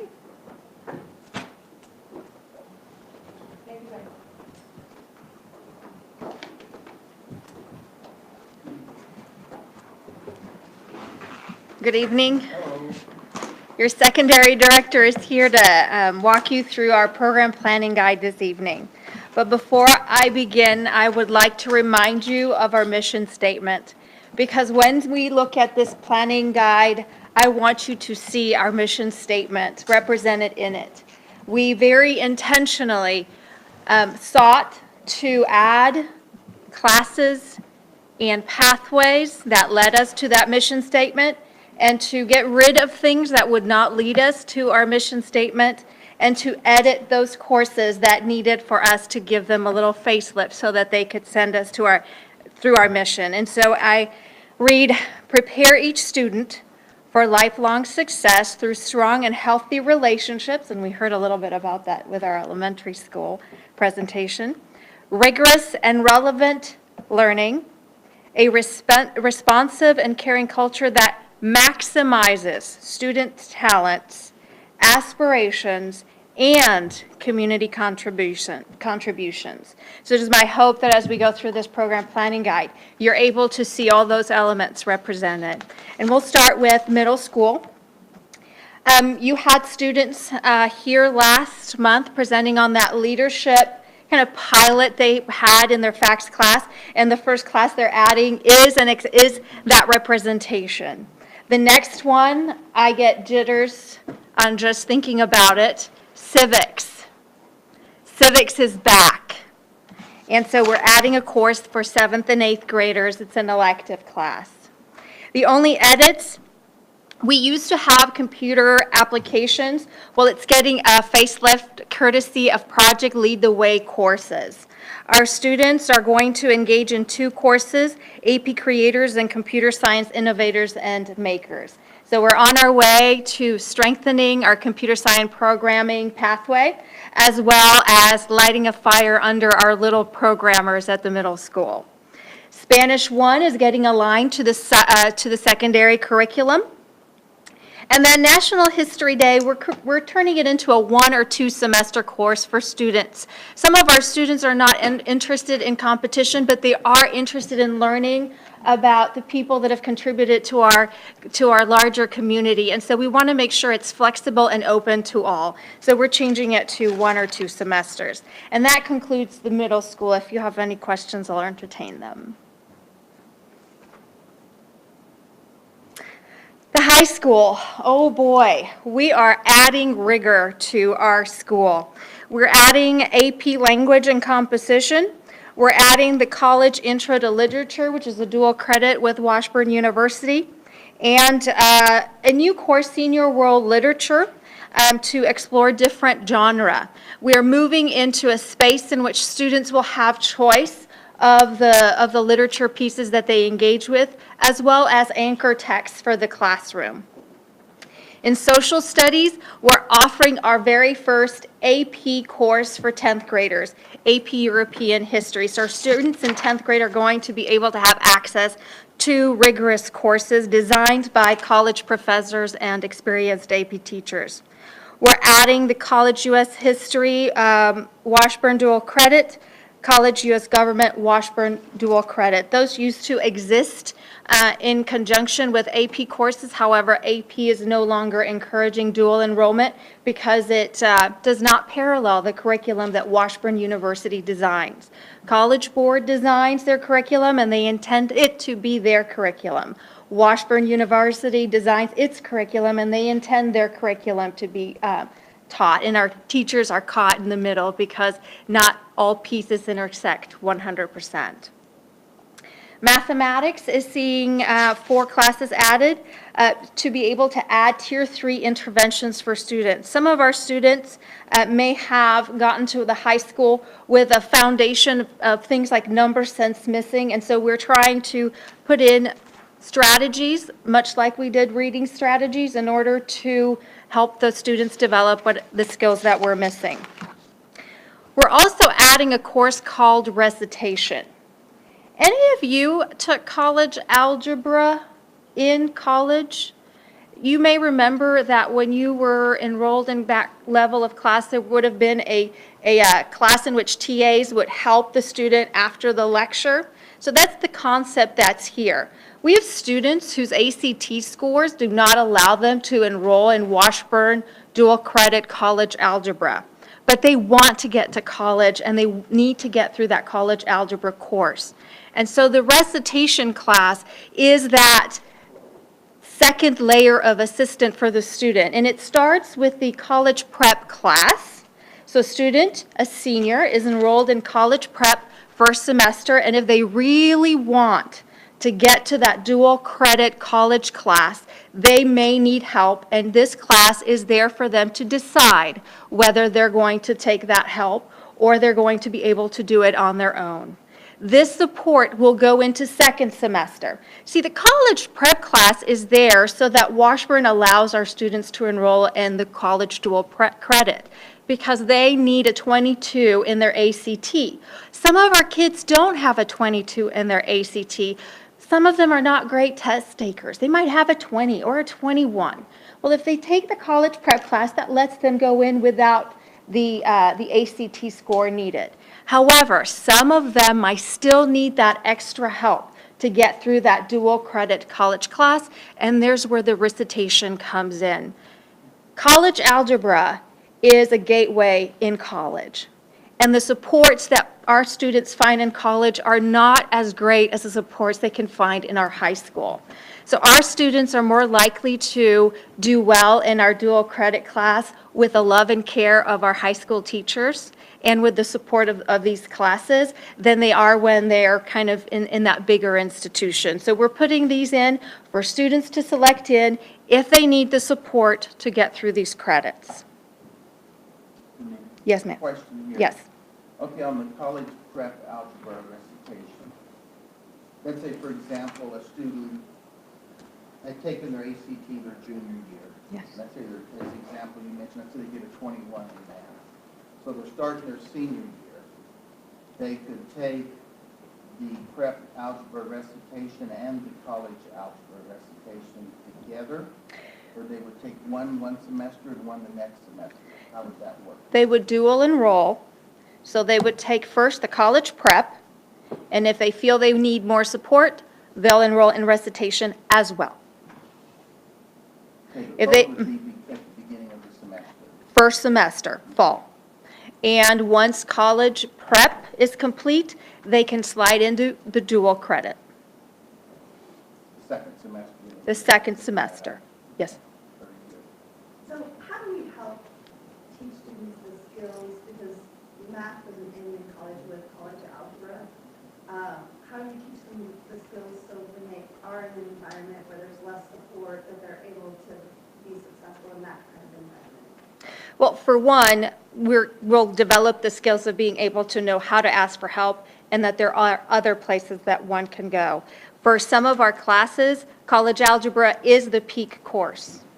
It is other professions like, say, engineering, in which college algebra is not the peak course. Or in the business realm, we have college algebra, and students are also supposed to take calculus and AP statistics. So it just depends. Most of the time, the students who are heading into college and need more support may not be going into the fields that require the second or third level of mathematics.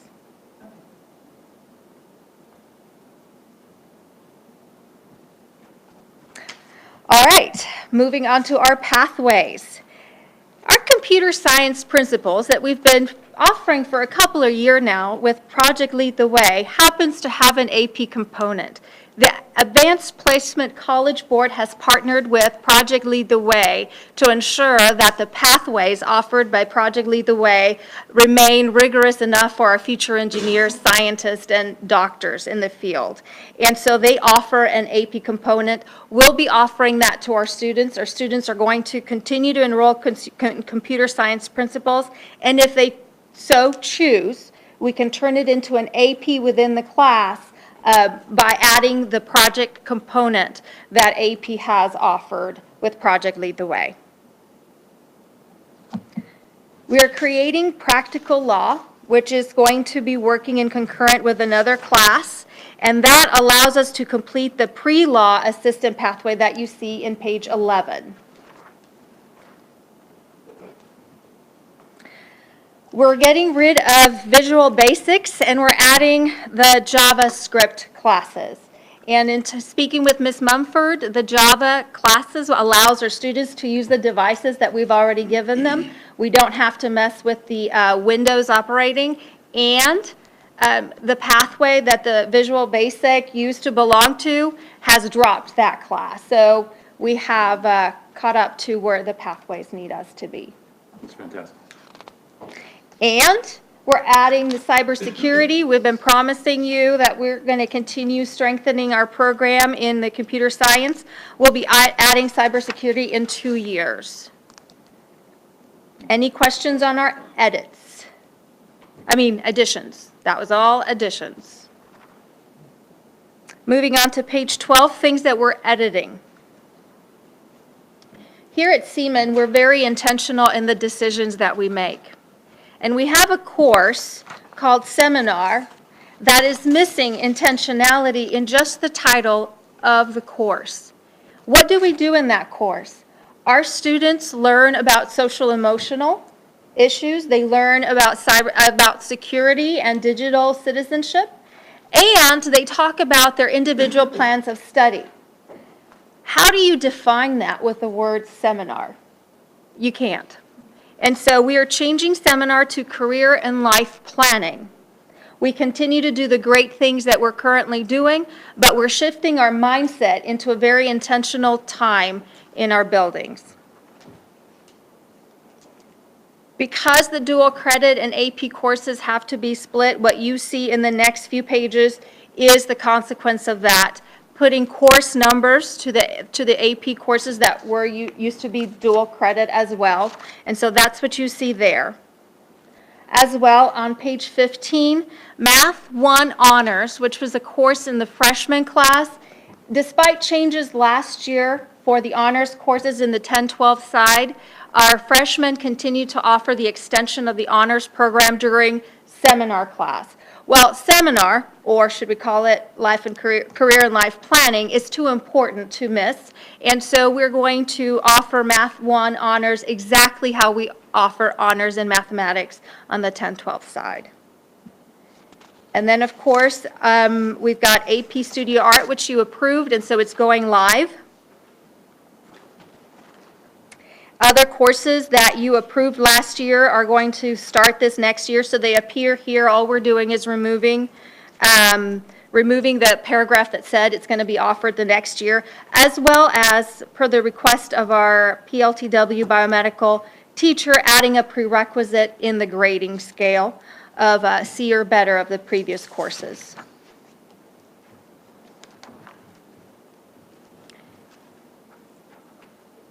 Moving on to deletions on page 18.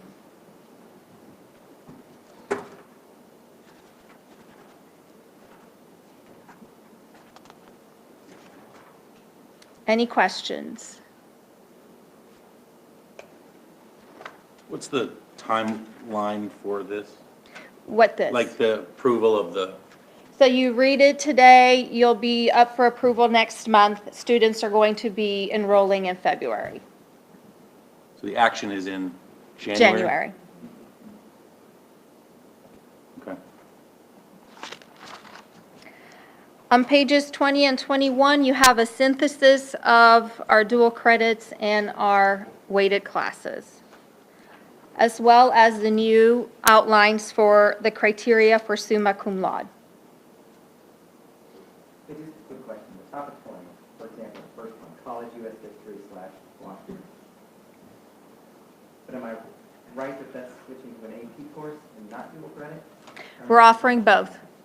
Well, you're offering. Yes, so you have choice. 2 separate classes. Yes. Okay. No, it would have been a deletion. So you're We're splitting. You're separating all of these AP into AP and dual credit. Yes. And we have enough students to fill all those? The enrollment will drive the courses. Enrollment will drive the courses. I'm sorry, what was that? Yes. So what do you mean enrollment will drive? Well, So if you have 5 kids that want to do one and 20 that do the other, we're not going to do the one that 5 want to do? We're going to have to look at what we have and see what we can do with the resources that we have. The alternative would be not to offer the course. But in reality, you're not going to offer the course. Well, it's going to be determined on how we explain the differences to students and where students want to go for their post-secondary education and how they want to get there. So, for instance, if you turn to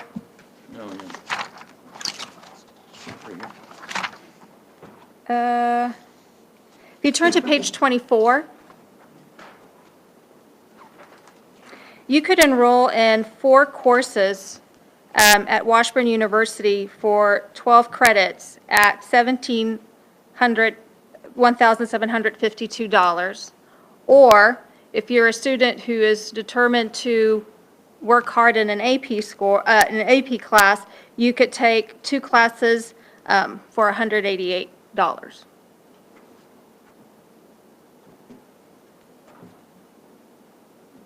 Right, but, I mean, it appears as though we're giving the kids a choice, but are we really giving them a choice? Because come schedule time, I don't sense we're gonna offer both of these options. We're gonna look at enrollment and make a decision. So I feel like we're kind of giving a false choice here. Is that not true? I don't believe so. I've talked to our special education gifted teacher who's spoken with students that are in that group that tend to look for high achieving courses, and the students presented that they would be interested in these courses. So I think we'll have a healthy number of students. In both? Not in equal numbers. We might have one section of an AP course and maybe 2 of dual credit Washburn courses. Okay, so we have that many students. We have that Do many you think we will be able to offer both the college credit and the AP credit? We have a lot of students taking dual credit. Okay. I just want to make sure we weren't pretending to offer both, and in reality, come enrollment time, we're not going to be able to offer all of this. And when you say a lot of students, it goes beyond the gifted students as well? Absolutely, absolutely. We have a lot of high achieving students who perform at the same level of gifted students, but they're not identified. My son is an example of that. So I know how important it is to ensure that all of our high achieving students that have been identified and those that are not have access to these courses. And the other point about AP courses is that they really don't look for a GPA in order for you to take the course. So if I don't have a 3.0, I'm not able to take the dual credit classes, but I can take the AP courses.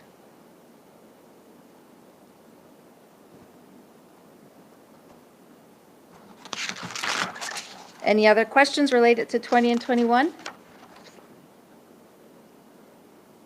Then summa cum laude at the top of page 22, it continues with defining that criteria. Our high school administration, Ms. Metner and the guidance counselors worked really hard at determining what would be attributed to that high honor at our schools, and this is their proposal.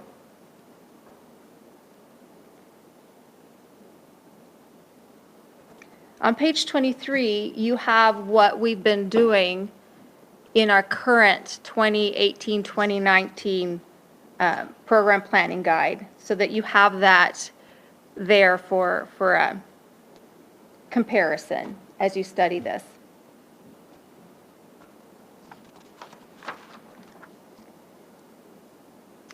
And one thing I've discovered, both as a parent of a high-achieving student at a different school district, is that we don't get a lot of information as parents or as students about the benefits of the different offerings in your schools in general. Now, we're at an advantage as our high schools, our secondary schools have advocates, and our advocates are armed with a lot more information, much like counselors, to share information with students. But I've found that there are a lot of pieces missing to what we should know about the choices of dual enrollment and AP courses. And so I've outlined major highlights on pages 24 and 25 for your consideration. These are information that will be shared with all in future time, and ensure that our parents and our students are good consumers of the classes that are being offered to them. And finally, yes, sir. Can we get information back on the AP test on how our students are doing? Yes, we do. Yes, we do. And because they've been dual credit, many of our students are choosing not to take them.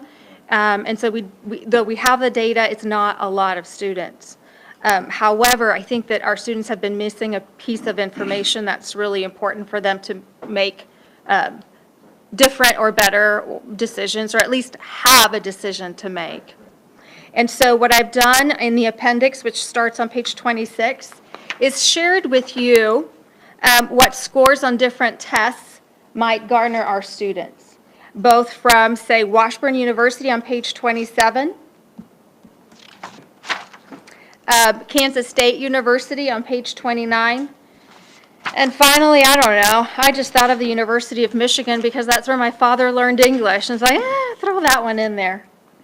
But there is a website for our students to go, if they know secondary institutions they're looking at, they can just look up what they'll accept. And they can also call them up and say, I'm also considering taking a Washburn dual credit course, so that they can make the best decision for themselves.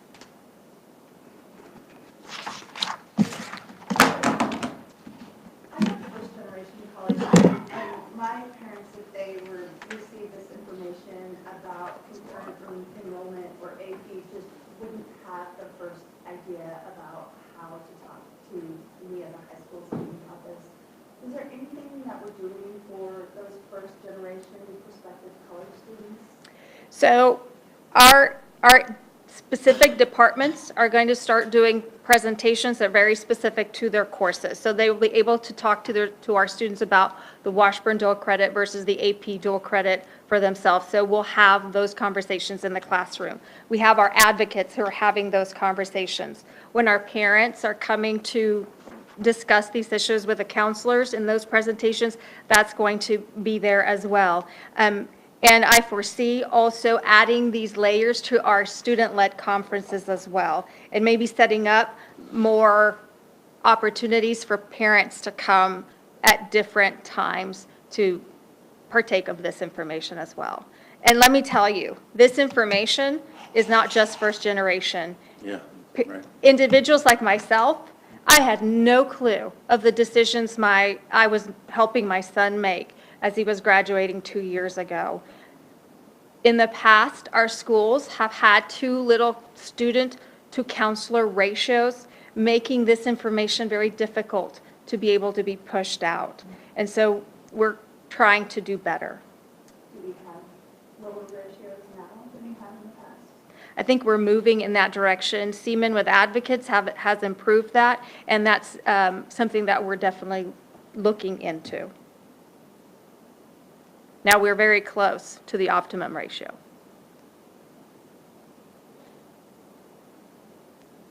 So I'm excited about this. I think this provides a lot of opportunities for our students that the present year do not have.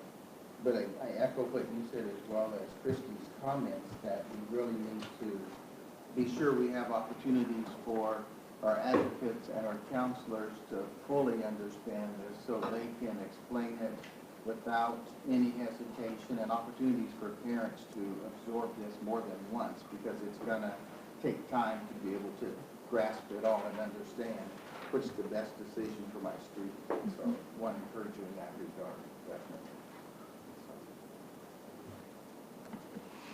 Any other questions? Thank you. Thank you. Hey, Deidre.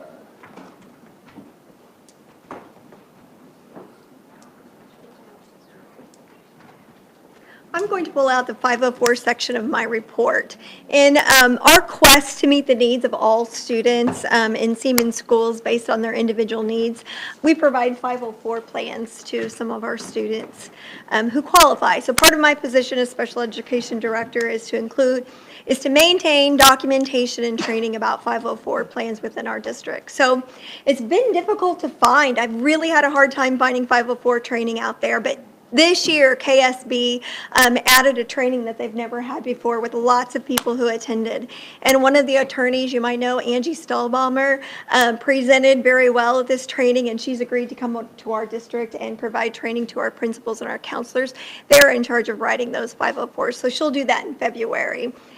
So just briefly, I'm not going to be long, creating 504 plans is a regular education function, and sometimes we don't understand that. It provides accommodations and modifications for children with a disability and appropriate education services designed to meet their individual needs. So anyway, the difference between 504s is that IEPs provide an educational benefit and are tied to specific disabilities. Yeah, excuse me, I'm sorry. The difference between IEPs provide that, and then 504s help with a physical or mental impairment that substantially limits a major life activity or bodily function. So if you're talking about major life activity, we have children with cancer, diabetes, severe allergies, temporary disabilities like a broken leg or a broken arm, something like that, or even juvenile arthritis. A major bodily function might be an immune system, a digestive disorder, bladder disorders, something like that. So specific examples, what that means is a student with multiple sclerosis might have a bladder issue. So we provide a plan that they can have frequent trips to the restroom. Or a person that has cancer within our district might be provided a nap or a shortened day, something like that. A student with juvenile arthritis has a hard time with pain every day. So we provide a different chair for that student. So they're not sitting on a hard chair all day. So that they can have access to our curriculum and be in our schools. So we provide that within our schools, and it's really exciting that we're able to do that. Our counselors write the plans, like I said, and our principals provide support as well. And we keep those plans up here in the district office within our WebKids system, and they follow them throughout the school year. We currently have about 32 students on those special 504 plans within our district that our regular education teachers provide accommodations for. Do you have any other questions about that or anything else within our district, or excuse me, within our special services plan? Anything, not anything, only special services related. Question? Deidre, Yeah, question. Oh, sorry. 32 students, is that pretty average for us? You know, we haven't kept track of it prior to this year. We just put it in our web system. Prior to this year, it's been out in the schools with individual plans, and we created it within our WebKids system, so now we're keeping track of it. I would say it's a little bit up from what I gathered last year, trying to piece some things together, but I don't have the data on that. We're just keeping it now. Good question, though. Did you have a question, I do. James? I have a couple, actually. Sure. In regard to the social workers. Sure. Section of the report. Okay. I mean, I need to preface it first and just say, it's awesome we have 7, I think you said, although I Yeah. didn't count 7, I counted 6. In the One breakdown. is being served as a counselor. If you Okay. remember, West That might be it. Mineola has a counselor rather than a social worker, or social worker rather than a counselor. Gotcha. But, so that's awesome. I mean, we were at 2 in 2012, now we're at 7. But to Christie's point with the planning guide, same problem. Numbers are not our friend, and so those ratios, even though they're better, I mean, that's still such a small number for such a large student body population. You know, you got one social worker for 1,200 kids at a high school, you know, and we didn't exactly have a stellar year up there, you know, publicly. Yeah. That's obviously a challenge you're fully aware of and know well about. What is a good ratio for somebody like us? Well, you know, I mean, I don't obviously know you can't that. say 30 or Right. we can't afford that, but I'll find that out for you and let you know. One thing that we're looking at within our district is just providing, for years, I did kind of a history of social workers to see, you know, how did we get this within our district? For years, we had 2, one at the elementary level and one at the secondary level, and it's just kind of grown. But one thing we have to remember is a related service provider, which is like an OT or a PT or a speech and language pathologist. Same exact thing if they're special education, which ours are special education social workers. So they provide services for students on IEPs. And so they have an evaluation. They have a criteria for eligibility. And so we go through that entire process just like an OT or PT would in providing those services. And the children that they provide services for general education students, it's a 8-week, like an intervention period. So I tell the principals, and we're just kind of learning about this because we haven't had these social workers available to us. So everybody wants to put all their kids over, let's do a social work group. But wait a minute, let's see what we're doing. Let's be purposeful and intentional in how we're providing that service. What is their need? What are we doing for evaluation, and what data are we keeping? So before I go there and say we need more social workers or our ratio isn't quite right, I want to stop and say, what are we doing to provide the service? What are we doing to evaluate? How are we keeping our data, and how are we tracking it? So right now, we've been meeting regularly with the social workers. We've come up with an evaluation process, which we didn't have in the past. Sometimes we sit around at IEP meetings and someone will say, hey, let's get some social work service. Oh, that sounds good, let's do it. Well, wait a minute, let's have an evaluation, let's have a criteria, let's see what the need is, and let's keep data and a goal for that. So that's what I'd like to do first, and make sure that we're doing what we're supposed to be doing, prior to then looking, well, maybe we need more service. I don't know, because I gotta figure out how we're doing it. It's hard already to get resources in any of the departments that are here tonight. I mean, Right. But it's almost like packaging is the problem. I mean, when you say you have one social worker or that many students, it's like, well, it's not realistic, that's unbelievable. But when you say, we have one social worker that serves all of these students with IEPs, that's a different storyline. Because then it sounds like you're serving, I don't even know how many IEPs we have in K-12, is it 300, 400, I don't know how many it is. We have 700 IEPs. So 700 IEPs, it's like, it's a better storyline for the board, to me, I'll just say me, I can't speak for us. We have 7 that serve 700 special ed kids, and then, I don't know, 200 or whatever, general education kids. It's just more palatable, because just the cold numbers of I got one social worker in that giant building just doesn't do it for me. I know, At all. I mean, everybody seems to want more support with our children with mental health needs.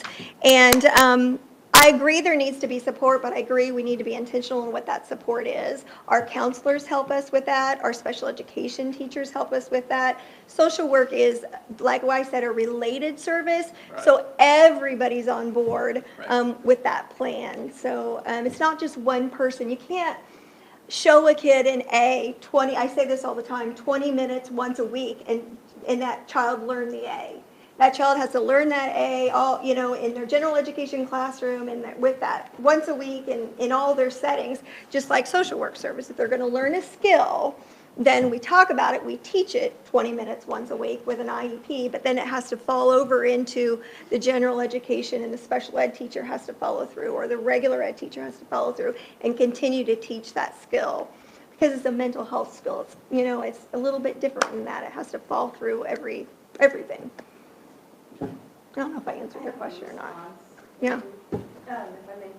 So I have hit the trifecta. I have 3 children. They have all had IEPs.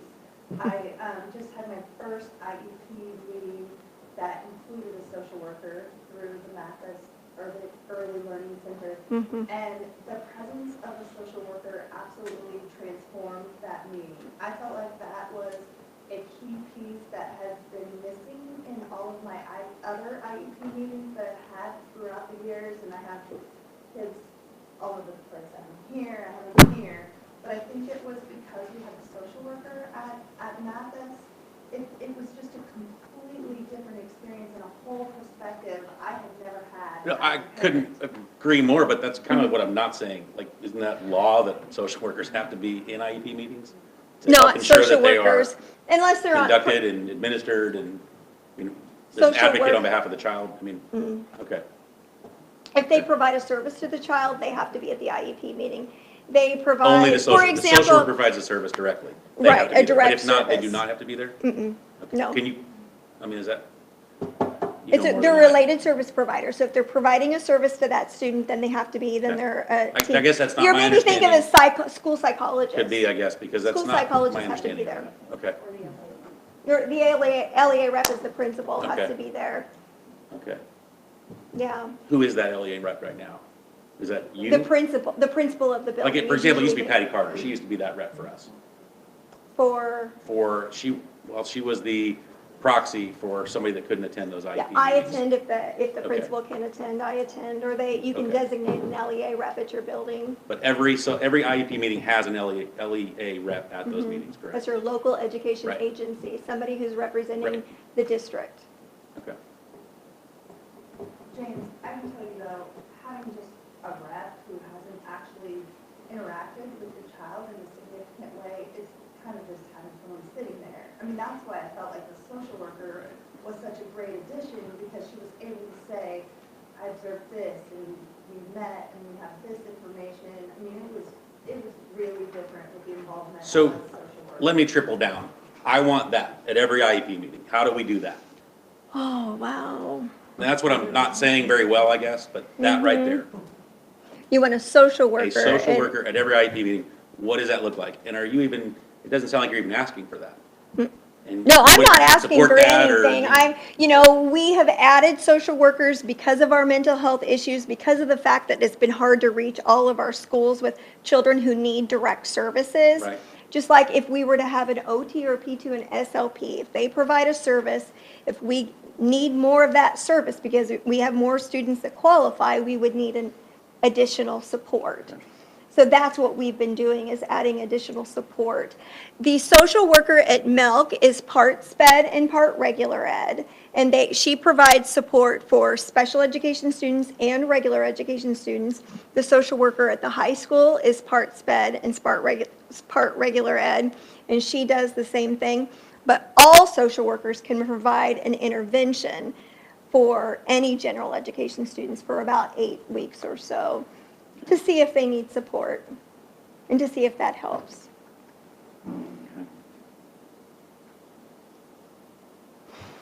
my head's thinking, Okay. I'm good. Okay. Call me if you have any questions. No, I'd be happy to talk to you about it.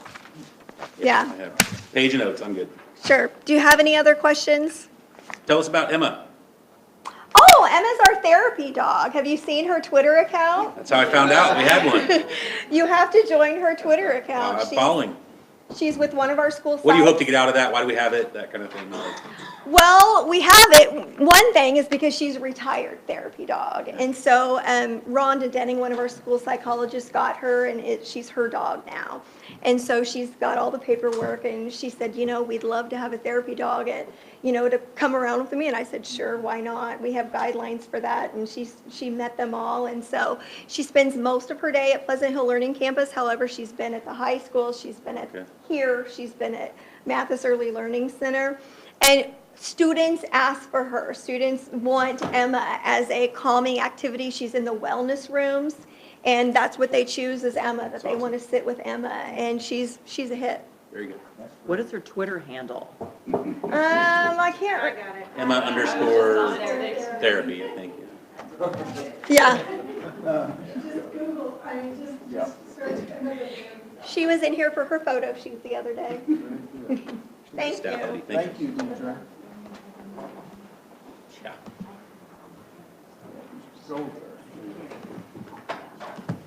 That's cool.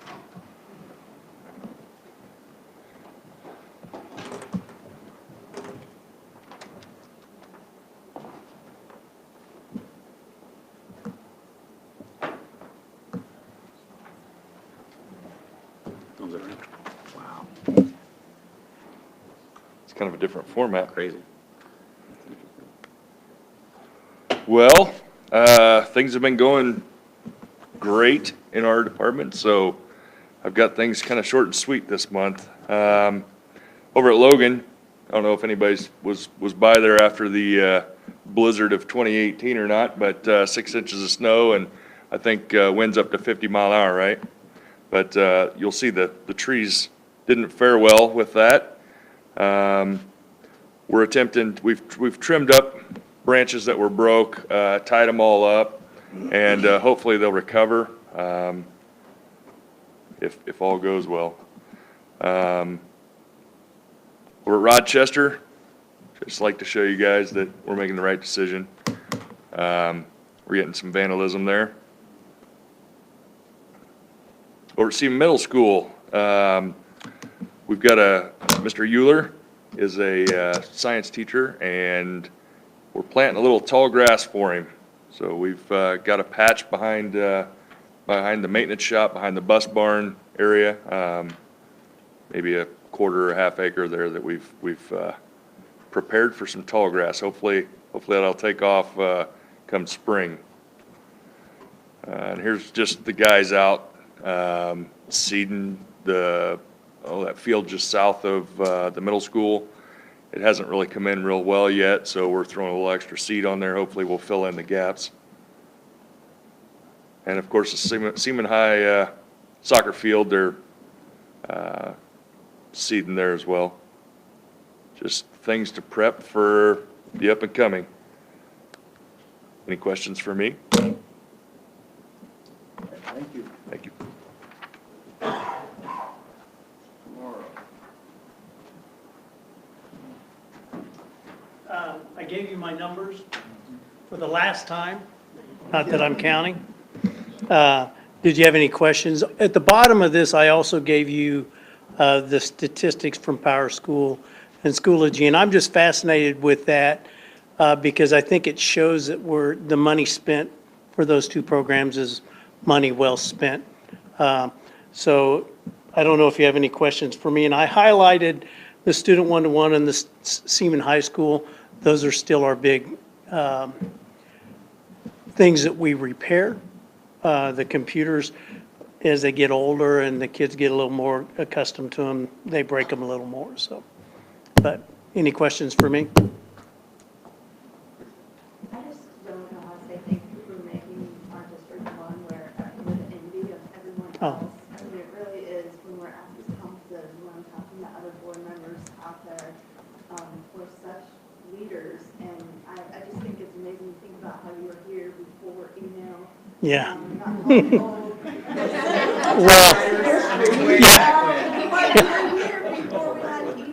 Yeah. Throughout the whole district and what you've done, and I'm just really grateful you've had a tremendous impact. So Well, thank you. The board's been real supportive as well as administration. Plus, I mean, I can't take the credit. My department, you can't ask for any better people, but I appreciate it. I'll take a little, for the first 17 years when I was by myself, I'll take that credit. But from that point on, it's somebody else's.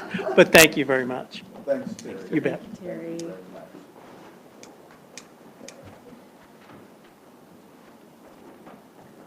Just got a little blurb in the agenda about we're moving ahead with get some new products from TalentEd. We're going to meet with the implementation rep on Wednesday to start transferring over to the hire part and then the records part. Get those going hopefully by the first of the year. Get the professional learning and evaluation process up and going by July 1. So that's the timeline we're looking at. So any questions on that at all? All right, finally to action items, Mr. Horton. Terry has some great stories too about the invention of the light bulb. If you ever wanna, he was kind of in on the ground floor of that. No, I'm gonna miss Terry as well. He's one of the few people in the district older than me. But also, I've been around for all of Terry's 25 years, and every time he ever came into my room or my office, when he left, I always had a smile on my face, usually laughing about something he had to say. Just, he's an easygoing guy who's done a lot for this district, so thank you, Terry. And I think he did invent the internet. Yeah, I think he was in on that one too. Got two bids tonight. First one is bus bids, and for two styles of buses, two 65-passenger buses, and then we'd also like to get one 14-passenger bus. You'll notice on the 65-passenger bids, we are going with the middle bid there.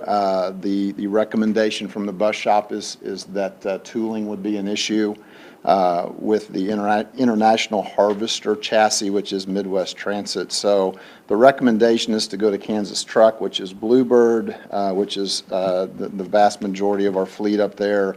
And then on the 14-passenger bus, those are the same chassis, so we're recommending Midwest Bus. So the two 65s from Kansas and the 114 from Midwest. Any questions? Okay, do I have a motion tonight on the bus bids? So moved. Okay, moved by Sherry. Second by Fred. Any discussion on that? All in favor, say aye. Aye. Opposed, same sign. Motion carried. In your packet, so our second bid is for the demolition of Rochester, and we received 4 bids there. The low bid comes from Dale Brothers, which is a Kansas City company. Jason's done his legwork on them and followed up on references, and we're comfortable with their reputation. So we're recommending Dale Brothers for $137,700 to demo Rochester. I'm going to do it for the bid from Dale Brothers for $137,700. Moved by Christie. Do I have a second? Second by Keith. Discussion, comments? All in favor, say aye. Aye. Opposed, same sign. Thank you all. Motion is approved. Thank you. Calendar revision.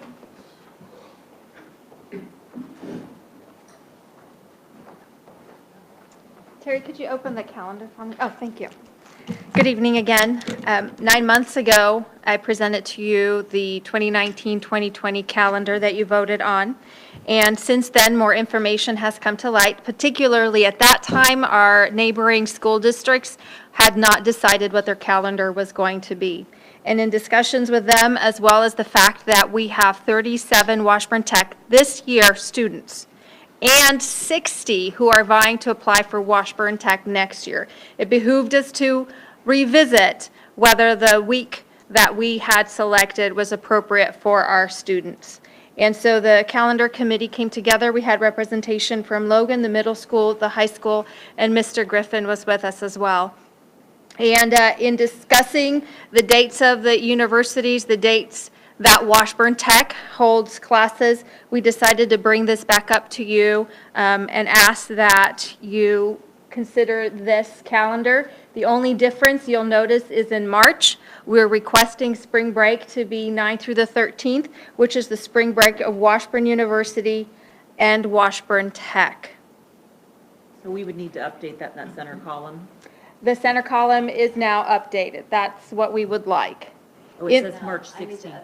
You're right, the center column hasn't updated yet. Okay. Oh, the writing. I understand now. I was looking at the numbers. Sorry. Any? So we're moving that March 9th to 13th.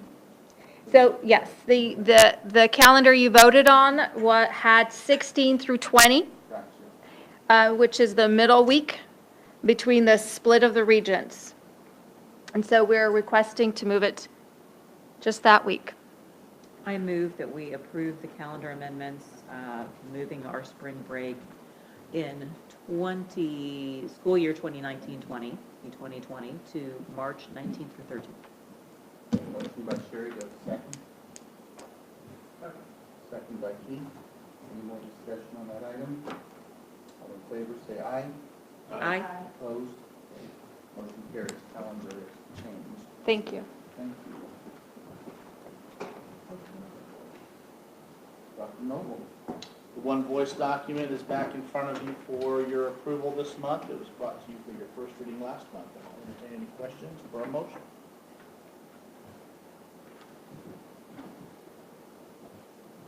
I know we approved the legislative positions for public schools as presented. Moved by Christie. I'll second that motion. All in favor? Is there any discussion before we vote? All in favor, say aye. Aye. Opposed? Okay. Adoption of the legislative positions. Two employees have requested the board-paid health insurance, and I'd request your approval for those. I move to accept the recommendation for Stacy Leard-Ziegler and Karen Woolen to receive, how much do you need from me here? To approve district-paid health insurance as presented. Okay, do I have a second? Second by Fred. Any discussion? All in favor, say aye. Aye. Opposed? Okay, health insurance approved. Okay, we are up to our last item, executive session, and I will move we go into executive session to discuss individual employees' performance pursuant to non-elected personnel exception under COMA, and the open meeting will resume in the boardroom at 8:25. Do I have a second? All in favor, say Aye. Aye.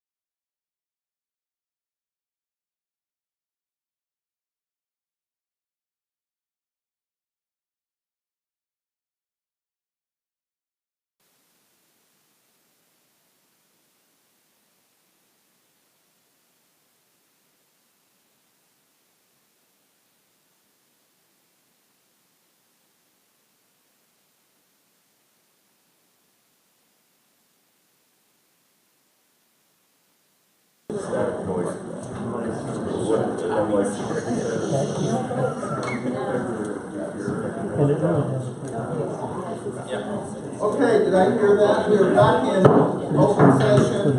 Mr. Griffin makes a motion to adjourn. Second. All right. Our meeting is adjourned. Thank you, ladies and gentlemen.